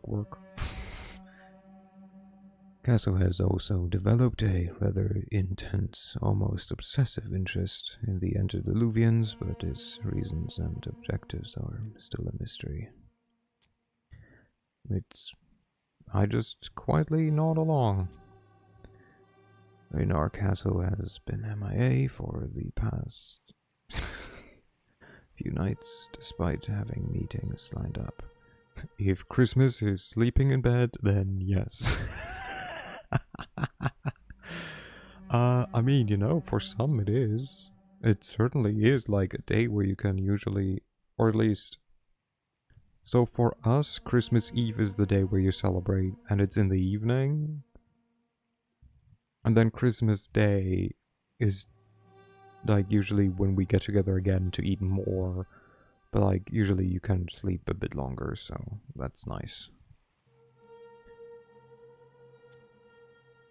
He goes quiet for a bit, spinning his ring like he's trying to tether his thoughts to something solid. In all honesty, none of this sounds promising. Not for finding him, and definitely not for his safety. He stops talking and just stares off into space, fiddling with his ring. What else is new? But there's another piece of intel we've dug up. And there's that Jimmy G from the Hudson, Ritra. Was it Sensorique mentioned she's after Raynor? Don't know much about her, just that she's got some sort of show on the Hudson. Should definitely look into her. The ring of his is spinning faster now, and I somehow sense that Pedric's about to piss me off with another load of bullshit. It hits me all of a sudden. He does that a lot, doesn't he? Spins that ring and then spouts nonsense or flips his stance. I'm not convinced that's the smartest approach. What solid proof do we actually have that ties her to Castle, aside from the rumblings of a disgruntled serpent? There we go. None. But then again, we don't have much of anything solid, so we might as well chase up what leads we do have, right? That makes sense. He keeps spinning his ring, his expression smoothing out like he's trying to straighten his thoughts. However, I think it might be better to focus our investigation on the circulatory system. Is this him being pragmatic? anxious, or maybe did he just spin the ring and let fate decide? Honestly, that feels way riskier than just chatting with one kindred. Can't believe I'm the one who wants to play it safe. There's no way he lets sheer chance guide his action, right? Not Mr. Cool and collected. It's got to be something about Ritra herself. Is she really that intimidating? I mean, she's a chimichi. Probably. Are you scared of her? Oh, well. Sansarik did imply that she single-handedly ousted his entire group out of Harlem. To be fair, he only suggested that she just does whatever she wants, and he's not a fan because she is totally stepped on his toes. He turns away and spins his finger faster. His ring, I assume not finger, as yet another realization dawns on me. Oh, what little I know. It's out of character for Patrick to be scared of someone he hasn't met. Hold on. Do you know her? Like, personally? I don't. Well, I've heard of her. Spin. Word travels fast, and she's been the talk of the town for some time now. She's quite the enigma. Spin, spin. And no one knows where she came from or why she chose New York, only that she invades territories and stands her ground decisively. Spin, spin, spin. And that unknown element is precisely what makes her a threat. Spin, spin, spin. I'm so tempted to rip that fucking ring off his finger and smash it to pieces. I shut my eyes and grit my teeth, trying to concentrate.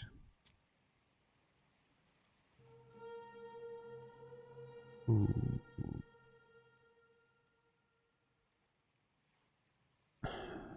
Rumors. Seriously? You know we can't trust the rumor mill. It's just the lifeblood of kindred politics. Everyone's been hyping up Sansarik as this big scary motherfucker, and look, the guy's practically a sweetheart.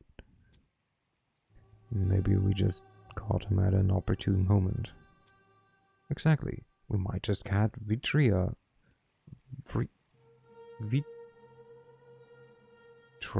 on a good day too. Perhaps, but the fact remains many kindred who went to see her never returned.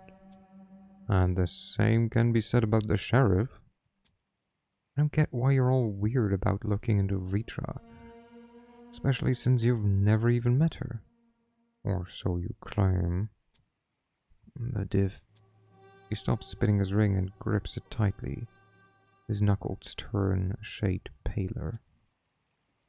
The main difference between her and the Camarilla is that with the ivory tower you can occasionally talk your way out of the deal. Negotiate, like you did a couple of nights ago. With Rita, the story has just one ending. You disappear. His explanation almost makes sense, but he won't even look at me as he speaks. Just gazes off into nothing, finger constantly dancing on a stupid ring. Well, I get that everyone has their quirks. I'm not demented enough to think I don't have any. It's really starting to get on my fucking nerves. You know what? As much as it kills me to say it, you're right. This Ritra chick is way too dicey to just waltz up to. Let's stick to something more solid for now. They keep updating. We get to see her. Oh wait, didn't we see her already? Once? We only saw her in like one of these meanwhile, like some days ago or something. Yeah. I forgot about her, she was cute. It was cool. He's stupid. So is she. He's cool. Anyways. Yes, exactly. He sounds so relieved, it almost makes me feel bad for what I'm about to do. Almost. But then he starts spinning that goddamn ring again. It's just that... Oh, this is killing me. I need to do something with my hands before I literally explode. A look of concern flickers across his face. Literally explode. Does that have something to do with your clan? No, it's just how I'm wired. Got a coin or something I can toss? Maybe a pebble, a button? Gives me a puzzled look, but dutifully digs into his pocket and hands me a coin. A quid, if I'm not mistaken. Thanks, so... Oh shit, looks like the servants are having second thoughts about letting us walk. As he turns to look, confused, I swiftly snag both the coin and his cherished ring from his hand. Or if he can turn back, I slip the ring on my finger and step back. Never mind. Probably just my mind playing tricks. Hey, what's up with your ring? Up close, the ring is actually pretty intricate, even kind of beautiful. It's a dice spinner that mimics a d20 die. I give it a flick. It lands on a 1. I choose not to take that as an omen. My ring. What? I lift my hand and give my finger a little wave, flashing the double band. If he were mortal, Pedrick would be the portrait of distress right now, with his pupils shrinking to dots. He reaches out with a trembling hand. Give it back. Why the fuss? It's a cool piece and all, but seriously, what's the big deal? You don't understand. I really need it back, please. I stand my ground with my arms crossed, watching him falter. His body tenses, as if to jump, then relaxes abruptly. His hands clench and unclench, and it's clear he's struggling to keep himself composed, almost on the verge of kneeling. I know he's been putting on a show these past few nights. He's a pro. I get that. Game recognizes game. Right now he looks so downright pathetic that I have to really remind myself that we're both just playing our parts here. Golly, I'm serious, please. Could turn really ugly, really fast. Give it back. Give it back. Just give it back. He seems so... Am I the bad guy? Yes, you're the bully. You just stole from him. You could have just told him to, like, stop spinning the key, the, like, ring. This can't go on. I need to find out. I will if you tell me what the fucking problem is. Look at this from my angle, will you? I feel like I'm about to lose my head here, and you're acting like it's fine to gamble with my existence. You get how messed up that sounds, right? It's not what you think. Just please hand it over. And then what? You just skirt around the issue. That's all you ever fucking do. Solo's back, now eating the food. Hell yeah. What's for dinner? Stays quiet, teeth clenched, shivering on the ground as if he's going through withdrawal. Who knows? Maybe he is. You really don't think much of me, do you? Haven't I shown you I'm reliable enough? Come on, Pedrick. Quit the game. Just this once and trust me. Paratha with turkey bacon and chili sauce. I have no clue what that is, but that sounds... You know, you have me at... food. I have no clue what that is, but like, it's food, so you had me. I take one. Of whatever. Just give me. Quit the game. Just this once and trust me. What's going on with you? I might be able to help, you know? I prise a hand away from the decaying plank that he's nearly crushed, slip the ring onto his finger and step back. Just in case he decides to take a well-deserved swing at me. The reaction is instantaneous. I watch in silence as he curls in on himself, cradling his hands to his chest, his head bowed, shoulders heaving with sharp, near-mortal breaths. It takes a while for him to find his words. I wrestle with my patience. Just stay cool, wait. Right when I'm about to blurt out something stupid, he speaks. I do not leave important decisions to a die roll. Absolutely not. Turkey bacon? It's non-pork bacon like chili sauce. It's a sauce made of chili. Little shit. It's what I'm being. Gasp.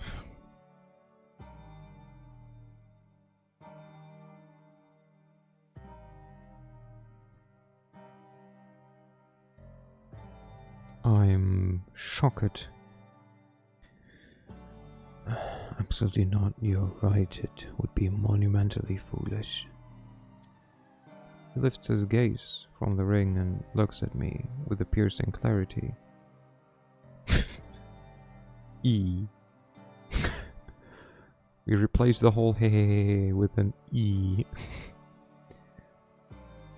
He lifts his gaze from the ring and looks at me with a piercing clarity.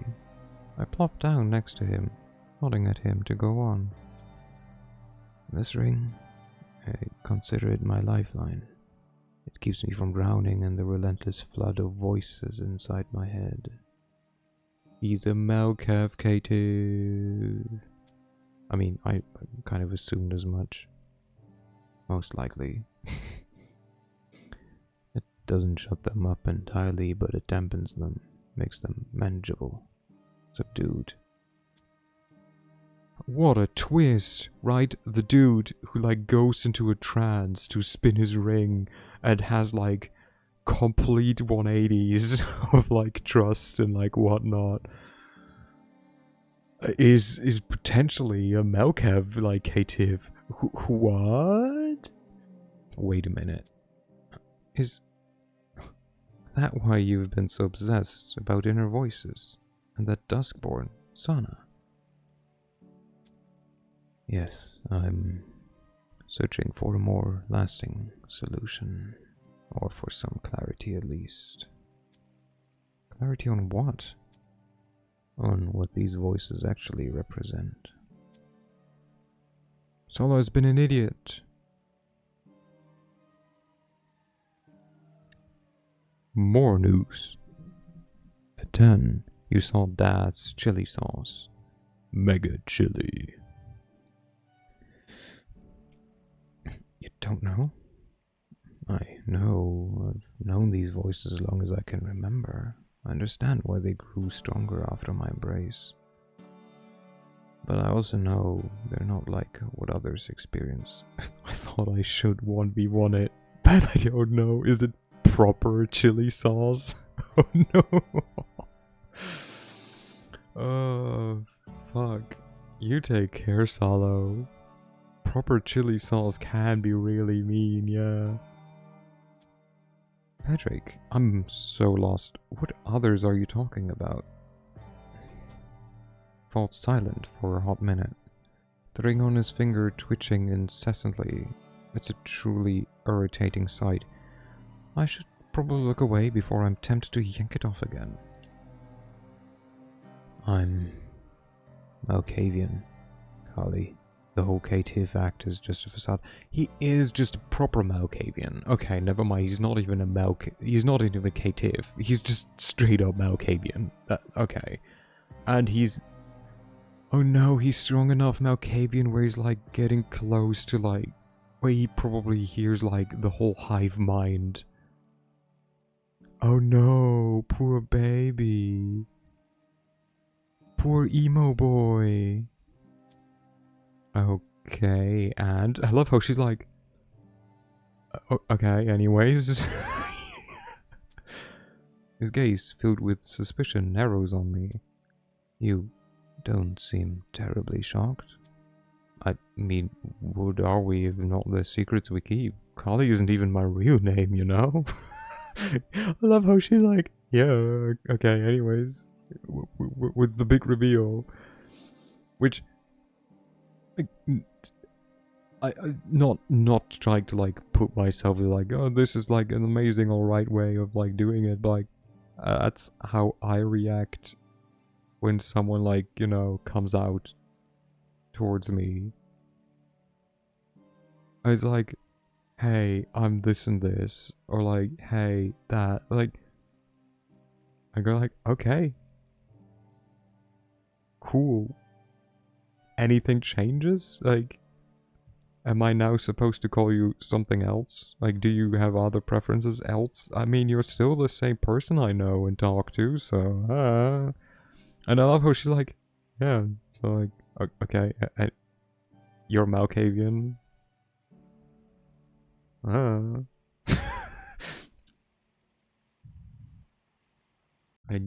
is that an issue? She's like, are we gonna have an issue with that, or like, what's going on here? Huh? What is it then? Slow down, Turbo. We're still unpacking your little masquerade here. What's up with that? It's like, I'm not telling you my secret. What the fuck? Issue with what? Okay, so like he was like, I'm Malkavian. I'm not a caitiff. And she was like, okay, anyways. And he's like, what do you mean? Why do you react so nonchalant about it? He's like, what am I supposed, like, why should I care? Like, what? Like, I'm not even, yeah, he's Malkavian. Get the fuck out of here. Like, he spins his ring to, like, deal with the voices in his head, which are probably the Malkavian hive mind. And she's just like, you're not even calling me by my real name. And he's like, what is it? He's like, hold your horses. Nah. Why the pretense, you mean? Won't have no damn Melkevs in my house. Can I just go back to Vampire the Masquerade Bloodlines? I was disappointed that there wasn't any very special Malkavian ending. I feel there could have been a proper, better Malkavian ending. Like one where we take over or something, but like we still chuck the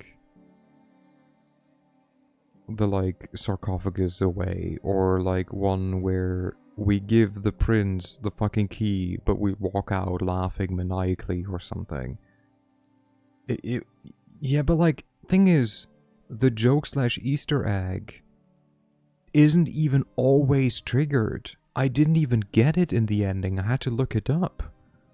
And it was like, yeah, so you need to do this ending? Or like, it's one of these endings, and then you need to choose a specific option to see a fucking werewolf dancing in the background. I was like, what?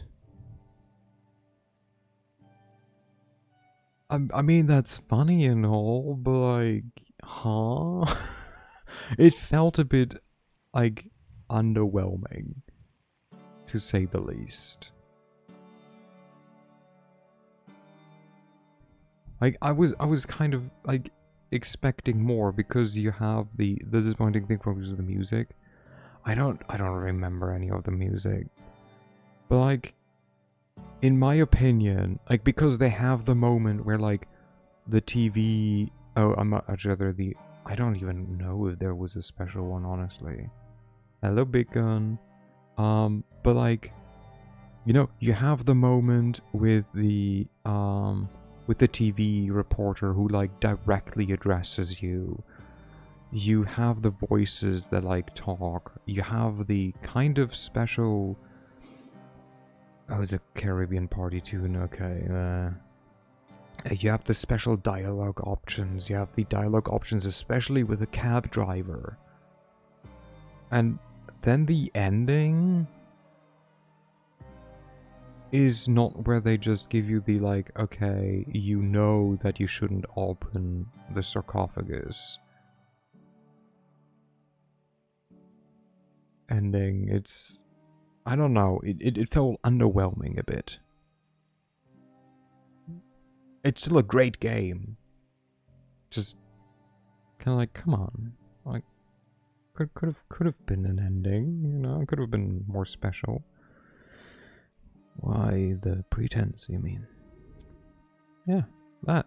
I get the gist, but I want to know the deeds. The deeds, or that. Malkavians are practically crowd favorites. Aren't exactly crowd favorites. particularly those among us with an uncanny insight into the future and no talent for concealing it. Wait, hold on, you're telling me you can see the future? She's like, heck yes, jackpot.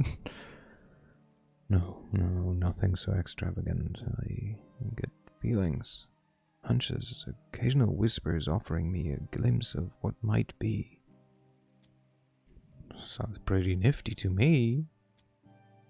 Believe me, it's anything but. It's impossible to tell if these whispers are a boon or a bane. Wait, so your own voices are screwing with you? Yes. That's seriously messed up. No response. I take it that he agrees. So these whispers, did they tip you off when you saved those anarchs 2 years back? Seems surprised that I remember his little confession. In a way, I was lucky to guess right, and lucky that Torque cut me some slack for my erratic gift. I nod silently, piecing together our conversation in my head. Everything clicks into place except for one nagging question. But if you understand these voices and their origins, why bother dissecting them? I hear many voices, each of them distinct but also the same. It is difficult to explain. I like the Vampire the Mask. A Vampire the Masquerade Pokemon game? Huh? You have to elaborate on that one. What? Huh? What? But among them is one that's elusive, doesn't come from any known place, and can be quietened. Not even by my ring. I need to uncover its source and purpose. Like, each clan has like 10 species. Oh, so like each clan is its own, like, basically Pokemon type. The antediluvians being the legendaries.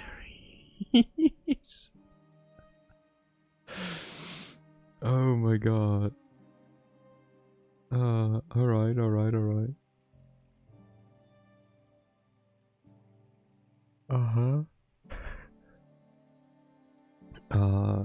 Go Jack, I choose you. Make your team of different combos of clans and stuff.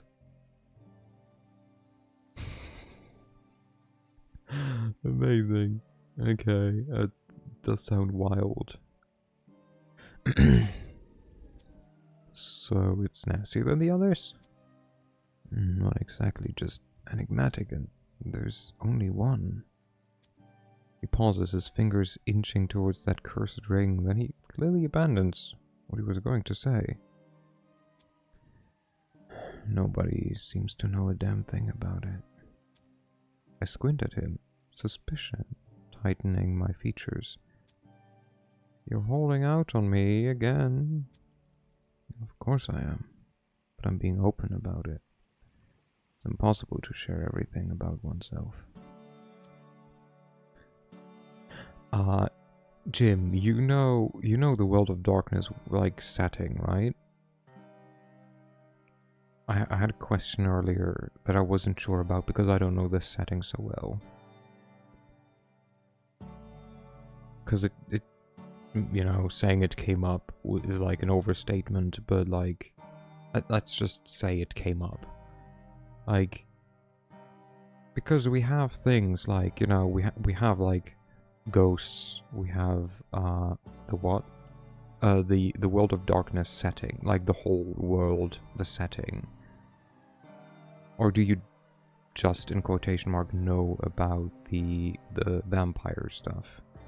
Like, do you also know about like the hunters, the setting? Like, do you also know about like changeling, about mage, about mummies? Like, what's there else? They're not called spirits, but like ghosts or so, whatever they're called. Whatever else there might be. Like, honestly, there's more. But like, if you know, do you know if in that setting, I don't know all of it, but mainly the stuff related to vampires, that's fair. Like, maybe you still know, like, do you know if there's, like the technocracy? Mages are wild, is all I know. But like, do you know if there is basically confirmed, like, existences of, let's call them, not extraterrestrial, but like, things like angels and demons, or devils? Because we know there's like spirits and shit. But like, is there basically confirmed angels, for example? That would be like my, yeah, definitely. Ooh, okay. Like confirmed? Interesting. Yeah, I was gonna, because that came up, that question in my head, right? Of like, we have like Mage the Ascension, right? So you can play like the, like, reality warping mages. Why can you not play, you know, like Angel the Judgment? I mean, an angel is the one that talks with Cain, I guess. Like, you know, Devil the temptation or something. I know that would be interesting. I feel, but like, I feel also it would be like a realm outside. An angel is the one that talks with Cain, though. God damn it! You know, you're so right, Salo. I should have known. I don't quite know when or in what regard, but like, God, I should have known. Not sure if it's a devil. Yeah, but that's interesting. That's very interesting that there definitely are demons. Huh. Interesting. I get. Oh yeah, because I think, can't mages summon demons? Or am I making that up, or is that from a whole nother system? Because like, I feel that could be like a high power play, technically, like, system. Gosh darn it, you know what, you're so right. I find it fascinating, don't you? No matter how transparent you try to be, there are always aspects of your life you keep to yourself, intentionally or not. The nuance of our situations. What a load of crap. I mentally check out for a bit, then I cut off his philosophical rambling.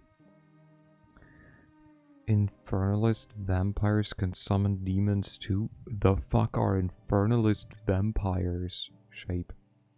Can you ejaculate for us? Oh, Snape, can you ejaculate for us?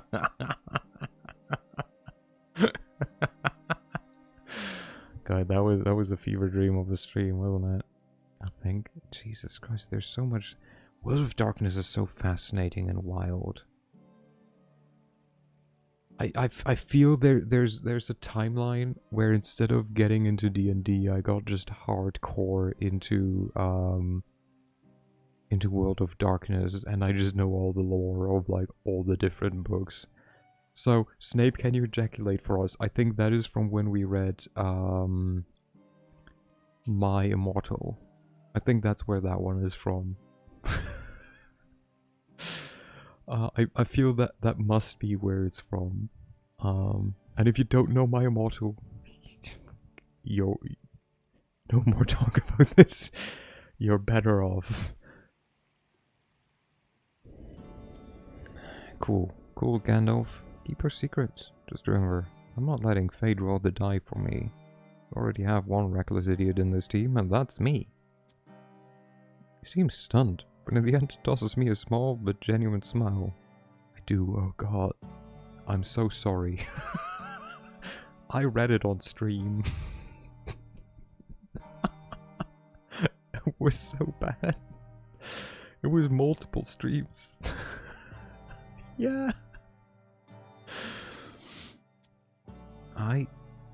Thank you. Truly. Had I known you would be so understanding, I might have told you sooner. I apologize for misjudging you, Kali. I watched the internet historian video. It's wild. It's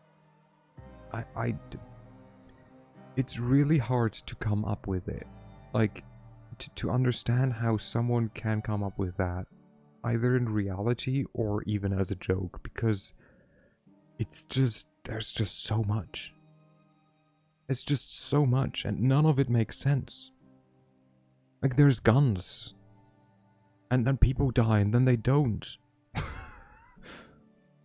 know there's more than that, though. There is so much.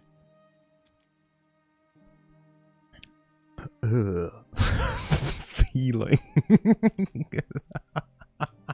How do I redeem Marissa reads it to me in a private Discord call? You don't. No. The fact that I read it once is one too many times. Okay, do I go for feelings? Or it's fine. You know what? Nah, I think she's definitely one who's like, feelings. Yeah. Stop making me feel things. It's not my style. As you wish.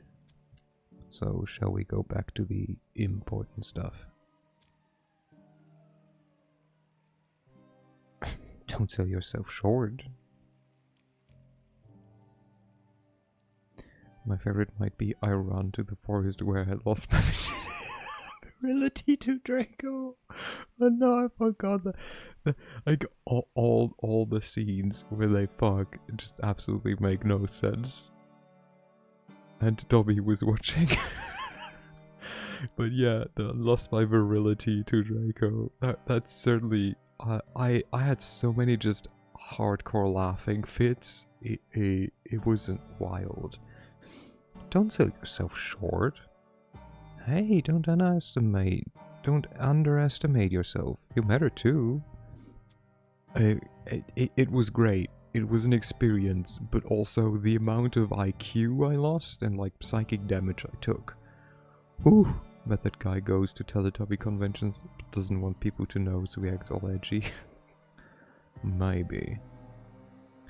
For a split second his face crumpled like he might cry, so I clear my throat and look away. Oh, this mushy crap is really cramping my style. Renard. Why is this circulatory system so obsessed with getting him out of the picture? I mean, there's the whole blood stray thing, sure, but why the sudden urgency? I'm guessing it's because they know something we don't.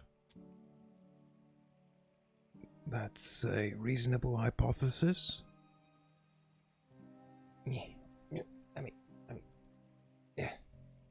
me shuffle on my seat.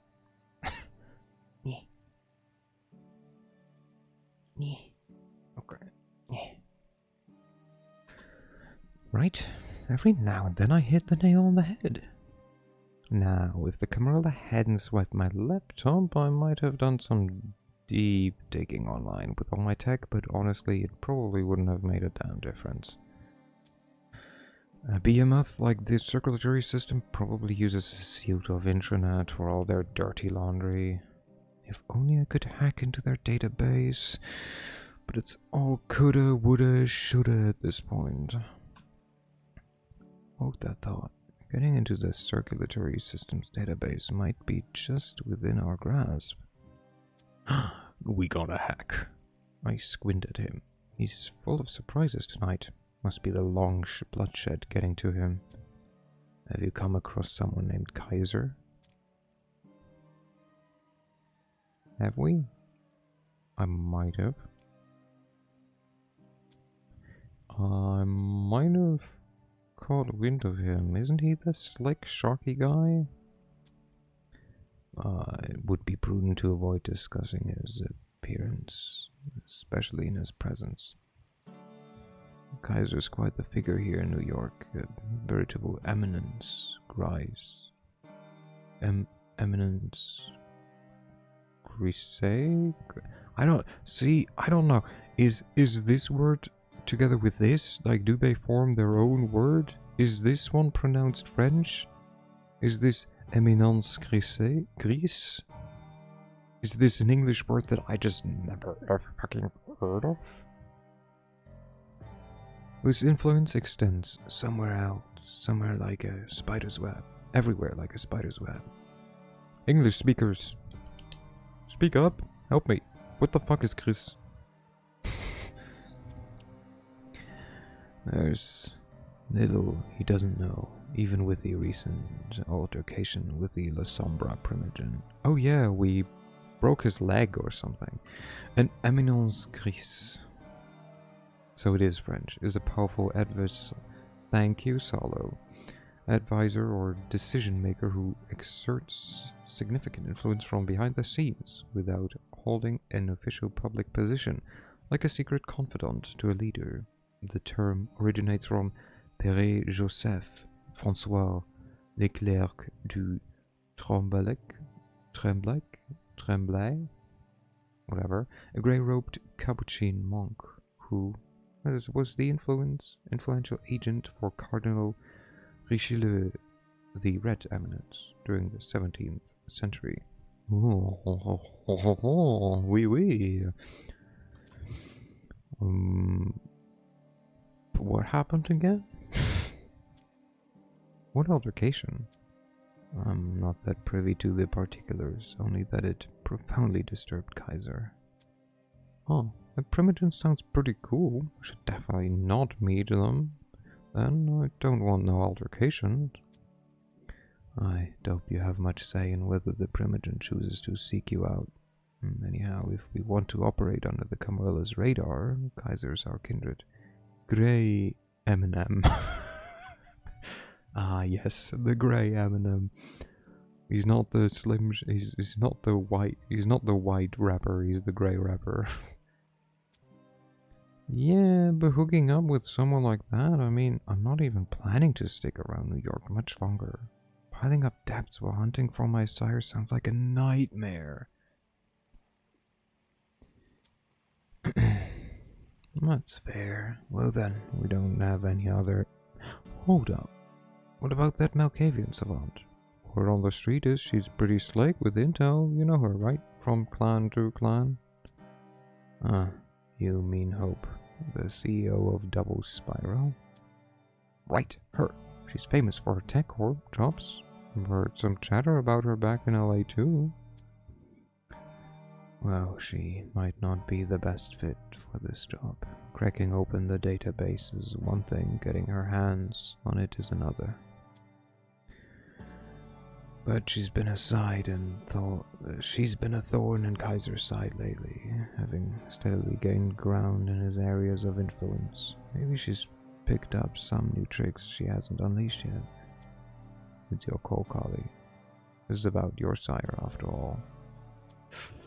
Honestly, none of these options are exactly stellar, but beggars can't be choosers, right?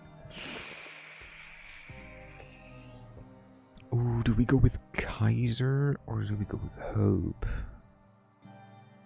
I kind of like Hope more, just because she's cooler. She's gonna be like 5 people at the same time talking at us. Cool. Kaiser is like, I'm gonna find you, and you're gonna do this for me, and I'm not even gonna tell you whether or not I'm gonna help you in the end. Wait. I'll go with Hope. Fuck it. Then, let's touch base with the tech whiz. Seems like a safer bet to me. Alright, I'll set up a meeting for tomorrow night, just after sunset. Meet me at my haven as soon as possible. You'll find another place to crash tonight, I take it. Thanks, learning. Neat. Yeah, but I'll be there, pinky promise. Flashes me a knowing grin and nods. Then we go our separate ways, melting into the vanishing night. Kind of ironic, isn't it? The deeper I sink into this mess, the lighter I feel. And... we don't need to feed, so this is perfectly fine. The landing looks secluded enough to sneak a quick bite. Fingers crossed I can dodge any IRL streamers. Got the worst luck with those. I can feel the beast clawing at my insides, hungry and relentless. I should pounce on the first chance to quench my thirst, no matter who ends up getting the kiss. Nah, we really don't. We're like 0 out of 2 hunger. Let's quickly do the math. Deadly sunlight plus my clan's particularities equal a new spot to keep me from getting dusted. I just hope it's better than the last one. But honestly, with the chaos that keeps unfolding, any hideout will do. The apartment I scored, thanks to the signs of our crew, wonder who left it there. Jess is thankfully much better than the dump I had to crash in back in the Bronx. It's clean, spacious, and sunproof, so at least I won't fry to the crisp while daydreaming. Not exactly my cozy RV, but hey, in a couple of nights I get used to it. If it weren't for the damn near certainty that I'll turn into a pile of ash come sunset, that is. Why is it so loud again? Lying in this queen-sized bed, hands laced behind my head, waiting for sleep to hit, my mind can't help but spiral around the shitstorm of the past few nights. Was the Ravenous clan effect? They cannot sleep in the same haven.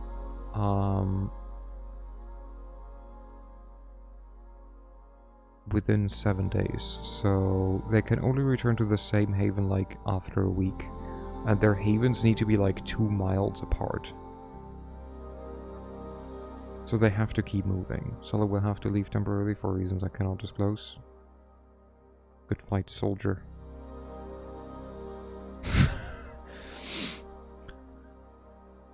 Turns out there's more I don't know about Reynard than I know that I do about Patrick. And I've been Reynard's child for almost 2 freaking years. I embrace. Yeah, it's not a trip down memory lane I enjoy. Not just cause it felt like getting ripped apart, but because it caught me off guard. Is the reason I scream? I doubt it's ice cream. I wasn't one of those poor souls whose entire existence revolved around becoming kindred, who slaved away as ghouls for decades if not centuries just for a chance at that one final kiss. To be honest, I had no desire or purpose back then. Just drifting through life, much like these nights, following impulses. Hit up that city? No, scratch that. Add to the other one. Swipe that. Swipe from that dude here, scan that lady over there, put on a show to spear. Live. I called Reynard's eye at a music festival. Was really raking it in with sleight of hand, hustling with the clueless out of their money. Rich kids were everywhere, dripping with cash and confidence. My job a damn breeze. Just one day I made enough to cover my tickets 3 times over. It lasted until Reynard came along and decided to take me down a notch, exposing all my tricks, swindling me of my hard-earned money, humiliating me in front of my cash cows. And then had the nerve to promise me some bright, shiny future with his gang. I told him to go to hell, obviously. I'd had it with assholes and had 0 interest in joining a gang. Cruising alone across the country suited me just fine, or so I thought. Been years since I convinced myself that solitude meant freedom. But soon enough, whether I liked it or not, I learned the whole new meaning of freedom. One that went way beyond just being lonely. Because that very same night, Reynard spotted me in the crowd and decided to embrace me right under everyone's noses. No one even batted a freaking eye as he hauled my dying ass out of that festival. Man, I'm in a rotten mood today, and I remind myself it's not all that bad. Those last 2 years with Reynard's coterie were better than a big chunk of my life. Turns out, being a part of a tight-knit group, a found family he calls it, can be pretty damn sweet. Not so much when the leader turns out to be lying, dodging Snake, though. That's a recent bombshell with the merchandise not reaching the buyer, the sudden antediluvian obsession, and being at the very top of the circulatory system hit list. Goddamn, Raynar. What the hell did you get yourself into? Shut up. Meanwhile... Slow night, boss. ... He clearly detests it when I call him that. But I keep tossing it his way every now and then. Who knows, maybe it'll rekindle some of that old buddy vibe we lost along the way. Not that I'm dying for it. It's just he turns into a total snorefest once he flips on that professional switch. Handling the Callahan case the way I did, I knew it wouldn't exactly endear me to him. Turns out it might have cut him deeper than I ever thought it would. How many this time? Another two, a Duskborn and one of Ailing's fletchlings. The way they were found, their last moments were far from pleasant, to say the least. This is absurd. We're sequestered here like a bunch of idiots, struggling to find common ground, pretending we have this mess handled. We can't let this continue. You know that. We have to crush these mobs, snap their pitchforks, and smother their torches before everything spirals out of control. I mean, you're the sheriff. In my book, that's your shot to call. You've got plenty of backup in there. Honestly, I don't know what's holding you back. That's the fundamental difference between us. Unlike you, I still have a modicum of respect for the rules, even when they bind my hands to these choices of fools. Language? Yikes, there's that fierce glare again. I need to work on my timing, and he needs to sort out his anger issues. Do you mind if I intrude on this delightful conversation? Jesus, I hate when she pulls that Cheshire cat shit, popping out of thin air like that. What is it, Valerie? We might have identified the mastermind behind your locust swarm, as you so aptly put it. Mere glimpse at the file she hands Kadir has me reeling. Him? Seriously? Positive. But then, piecing things together, it makes perfect sense. Locusts would only rally under a supremely charismatic asshole. And there's no asshole quite as magnetic as Aaron Fletcher. Dun dun dun! Journal entry edit. Really?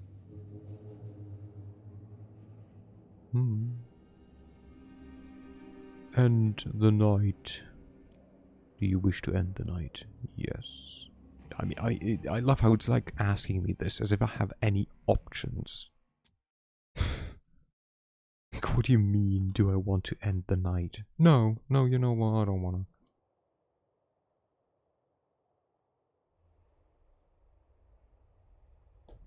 The concept of sleep completely changes when you become one of us.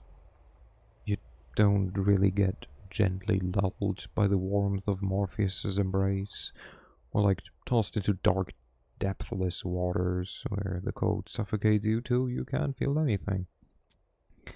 Waking up doesn't exactly leave you rested, but it's not quite exhaustion either. It's more like a narrow escape from some fathomless and terrible threat. Which doesn't at all explain why I feel so fucking exhausted as I make my way to Pedrick's, tuning out the lively chaos of New York Street on a chilly December night. Even the city's festive lights, scattered among the grey urban landscape, can't lift my spirits, and neither can the delicate glimmer of the snow. Do vampires ever suffer from seasonal depression? Because it sure as hell feels like I'm scraping the bottom of the barrel here. Yeah, major vitamin D deficiency for vampires. Patrick manages to blend in seamlessly with the scenery, yet I spot him from a block away near his haven. Uncharacteristically, uncharacteristically, what a word, both his hands are buried in his pockets, instead of fumbling with that lifeline ring of his. His head is bowed, eyes aimlessly fixed on the pavement as usual. Let's make it weird. Hey, what's a kindred like you doing in a place like this? His expression softens to a wry smile. Oh, this whole place. It's just where I hang out. I was actually waiting for you. I chokingly fan myself with my hand. Phew, it's getting hot in here. How about we switch gears and straight to Hope? Let's do just that. Hope is rather busy these nights, so the sooner we approach her, the better. He swings open the passenger door with a flourish. Get in, please. A genuine chuckle escapes me. Playing the gallant tonight, huh? I slide into the seat as he rolls his eyes, and within moments we speeding off, chasing a glimpse of hope for better days. Patrick is a careful and focused driver. His gaze is locked on the road ahead, hands glued to the wheel, body stiff as a board. Maybe there's something to his crazy Malkavian nature, or those voices in his head, that helps him anticipate all trouble on the road, because in spite of the notorious bad traffic, he drives smoothly and surely. No jerky movements, no surprises. I like that. Makes me feel like I'm all by myself. I can relax, calm down the instincts that always steer me towards trouble. Today, I don't even bother him about his music taste. I just soak in the quiet hum of the engine and the muted bustle of New York on a snowy December night. It's Patrick who breaks the silence first. About this meeting with Hope. It's of a rather clandestine nature. Oh yeah? Yes. All I have managed to establish is that someone at the Double Sparrow will hand us further instructions. Further instructions? What the hell is that supposed to mean? Honestly, I'm just as unmoored as you are. Pinning down Hope's thoughts or predicting her next moves is always a shot in the dark. All I can muster is a confused grunt, but inside my thoughts are racing a mile a minute. Not gonna lie, it's draining. 4 nights on Reynard's trail and it feels like I'm running in circles. The clues so far? Big fat 0 from the Anarchs, a few scraps from Jess, dead-end chat with D'Angelo, and a nightmarish talk with Sansarik, all mounting to squat. All I can think of when I stare through the spotless window is that the circulatory system might be our actual last hope. You know, 'cause... never mind. The local security chief, Nastya, was it? Decked out in what can only be described as K-pop cosplay, leads us through a long, dark room lined with massive servers, covered in colorful blinking lights that vanish into the distance. In the oppressive silence, I can easily identify the soft purring of the servers, whose fans spin relentlessly to churn the data out. The room's monotony is broken by the sharp clicking of a keyboard. At the far end of the space, a figure hunches over a desk, decked in faded maroon hoodie with oversized noise-cancelling headphones clammed over their ears.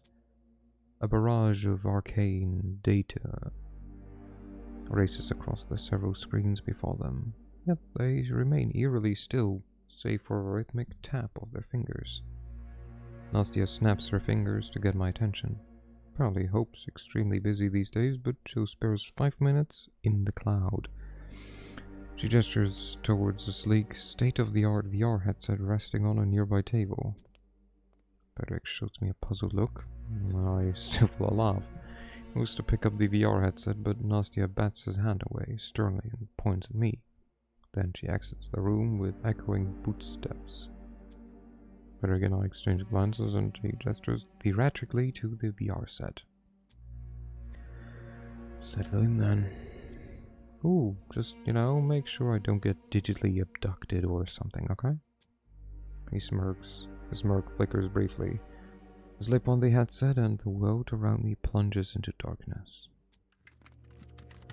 The digital dreamscape unfolds before me in a swirl of pastel hues, slicing through an egregiously retro grid. I'm on the verge of scoffing at the tacky choice in visuals when suddenly the scene shifts into a deep, dark void, lit only by a distant spiraling glow.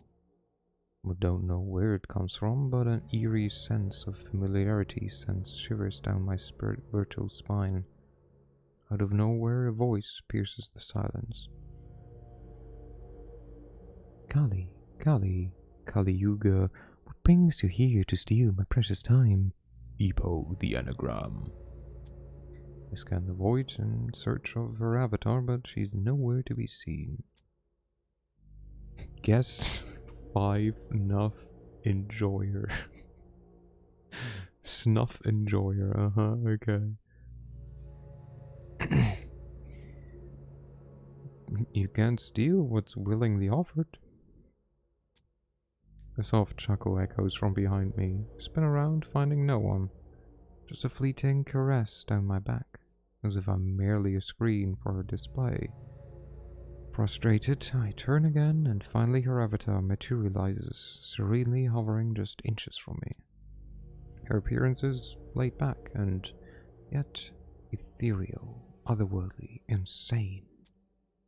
Could be just my imagination playing tricks on me, but then again, I am... Oh, I know exactly who you are. I know everything about you, Kali Yuga, Kali, California? Really? Is it possible for Kinder to feel dizzy? I swear to God, it feels like my vita is draining right out of my skull. My name's Kali in this on life. California is dead. But you were Kali, long before that, weren't you? Just a frightened little hippie's daughter, cavorting through the dark web, hidden behind a name that made you feel cool. Kali Yuga, war personified, conflict on legs. Do you think you've lived up to that ominous alias? California? Have you caused enough ruin, wreaking havoc with just a careless click? It must have felt good having all this power over living beings and inanimate objects, deciding their fate with cold, calculated keystrokes. I know all your dirty little secrets, even those you left back at the music festival where California perished, and Kali emerged from the flames of a dying phoenix. And those trailing behind you like sins in your endless repentance.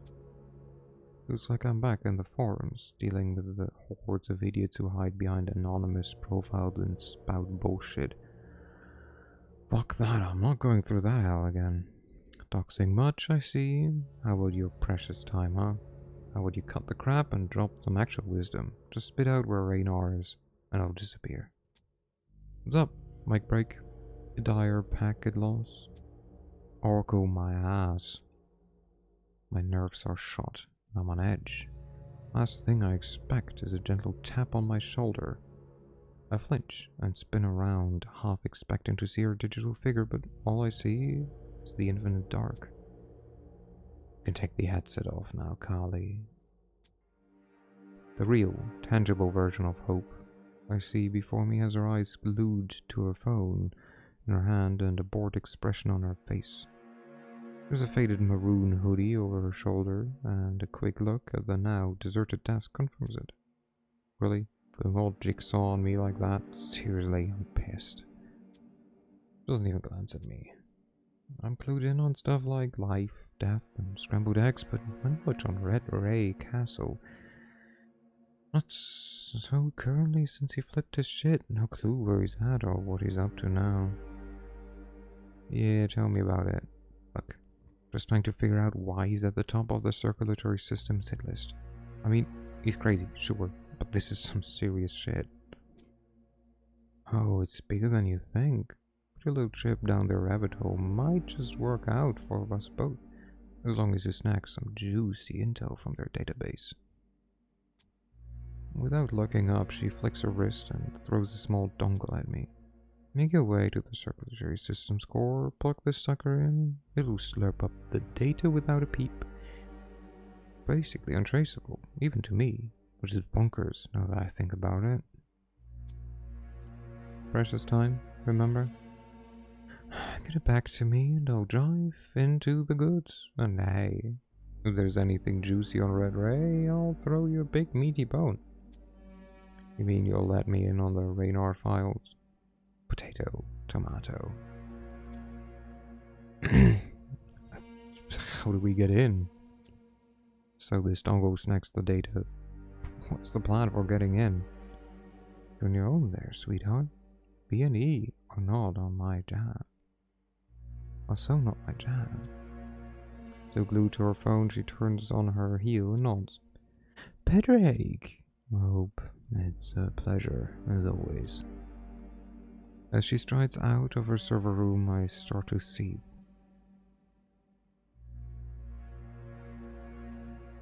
You knew it was her.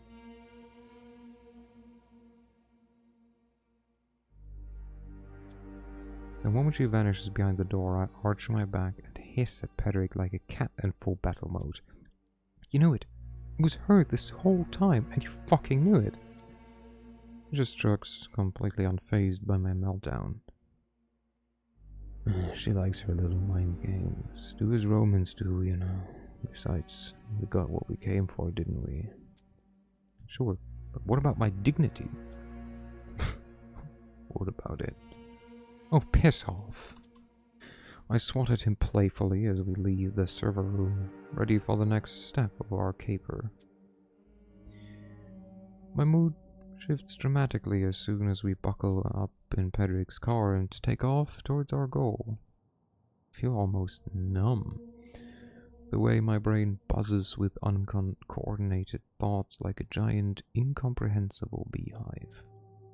Out of the corner of my eye, I catch Pedrick throwing concerned glances my way before he decides to break the silence. Is everything okay?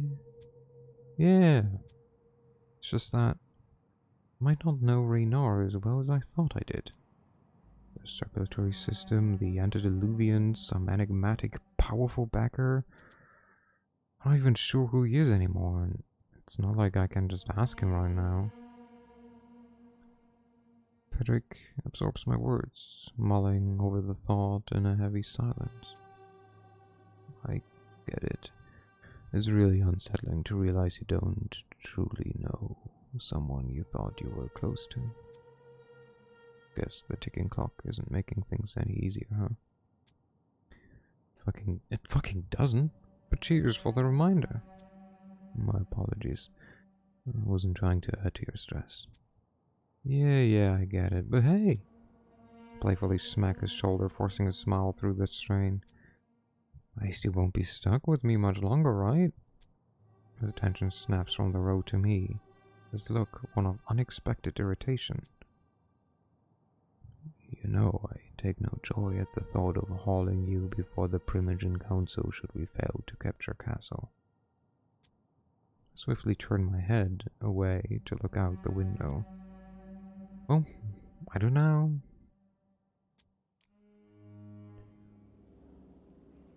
Here's hoping our tech whiz proxy lives up to her reputation and we get in and out of the circulatory system pronto, choke full of data in hand. And I will start it, I will pause, I will save. Progress will be saved at the beginning of the current quest scene. And we exit to main menu. And then we go to this screen. Ba-boom! Oh, Jesus Christ. I just blinded myself. What the fuck? No. Wait, I just sat down. Oh, whoa, sounds like a you issue.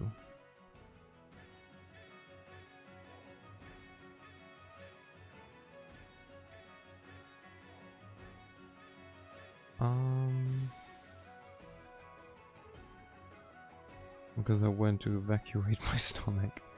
I hope the evacuation went successfully and painless. And now, on the stream, yeah, you evacuated too successfully. Evacuated me right onto the screen. Where am I going? I don't know, just chilling probably. Maybe playing a bit. Let's see. I hate you. Maybe love you. Mwah.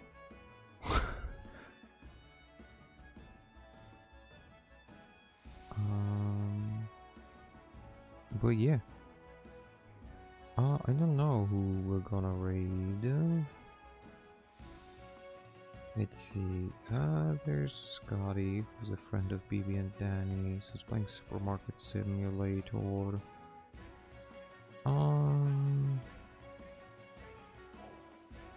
What? Should we go for them? Should we go for them?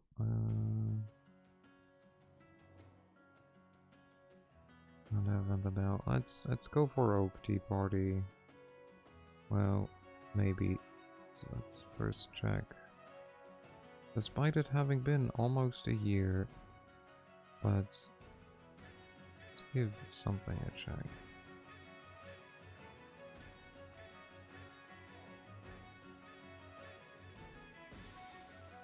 Okay, yeah, we should be good. Thanks for the stream. Love you all. Good night. Love you too. You take care. And yeah. I hate when things are not where I want them to be. Pause. Shut up. Okay. Raid. Well, yeah, I'll be back next week. Well, I have to think about when or how I want to stream next week. I'll keep you updated. I'll probably do like troubleshooting streams, but like they won't be really interesting. It will just be like going online, offline, and seeing how I can run OBS with also running Baldur's Gate. And hopefully fixing it. Maybe we'll find out.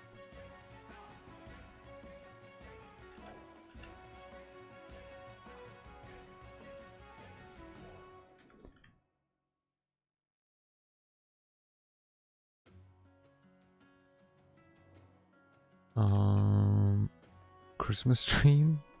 Do you mean the 24th or the 25th? Because unlikely.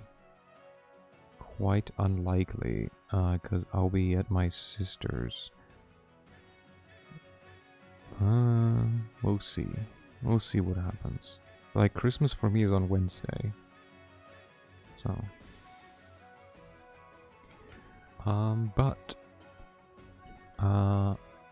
For now, I wish you a good night, a good start into the week, and if you celebrate Christmas, we don't hear each other till then, a Merry Christmas. If we do, well, have a good start into the week,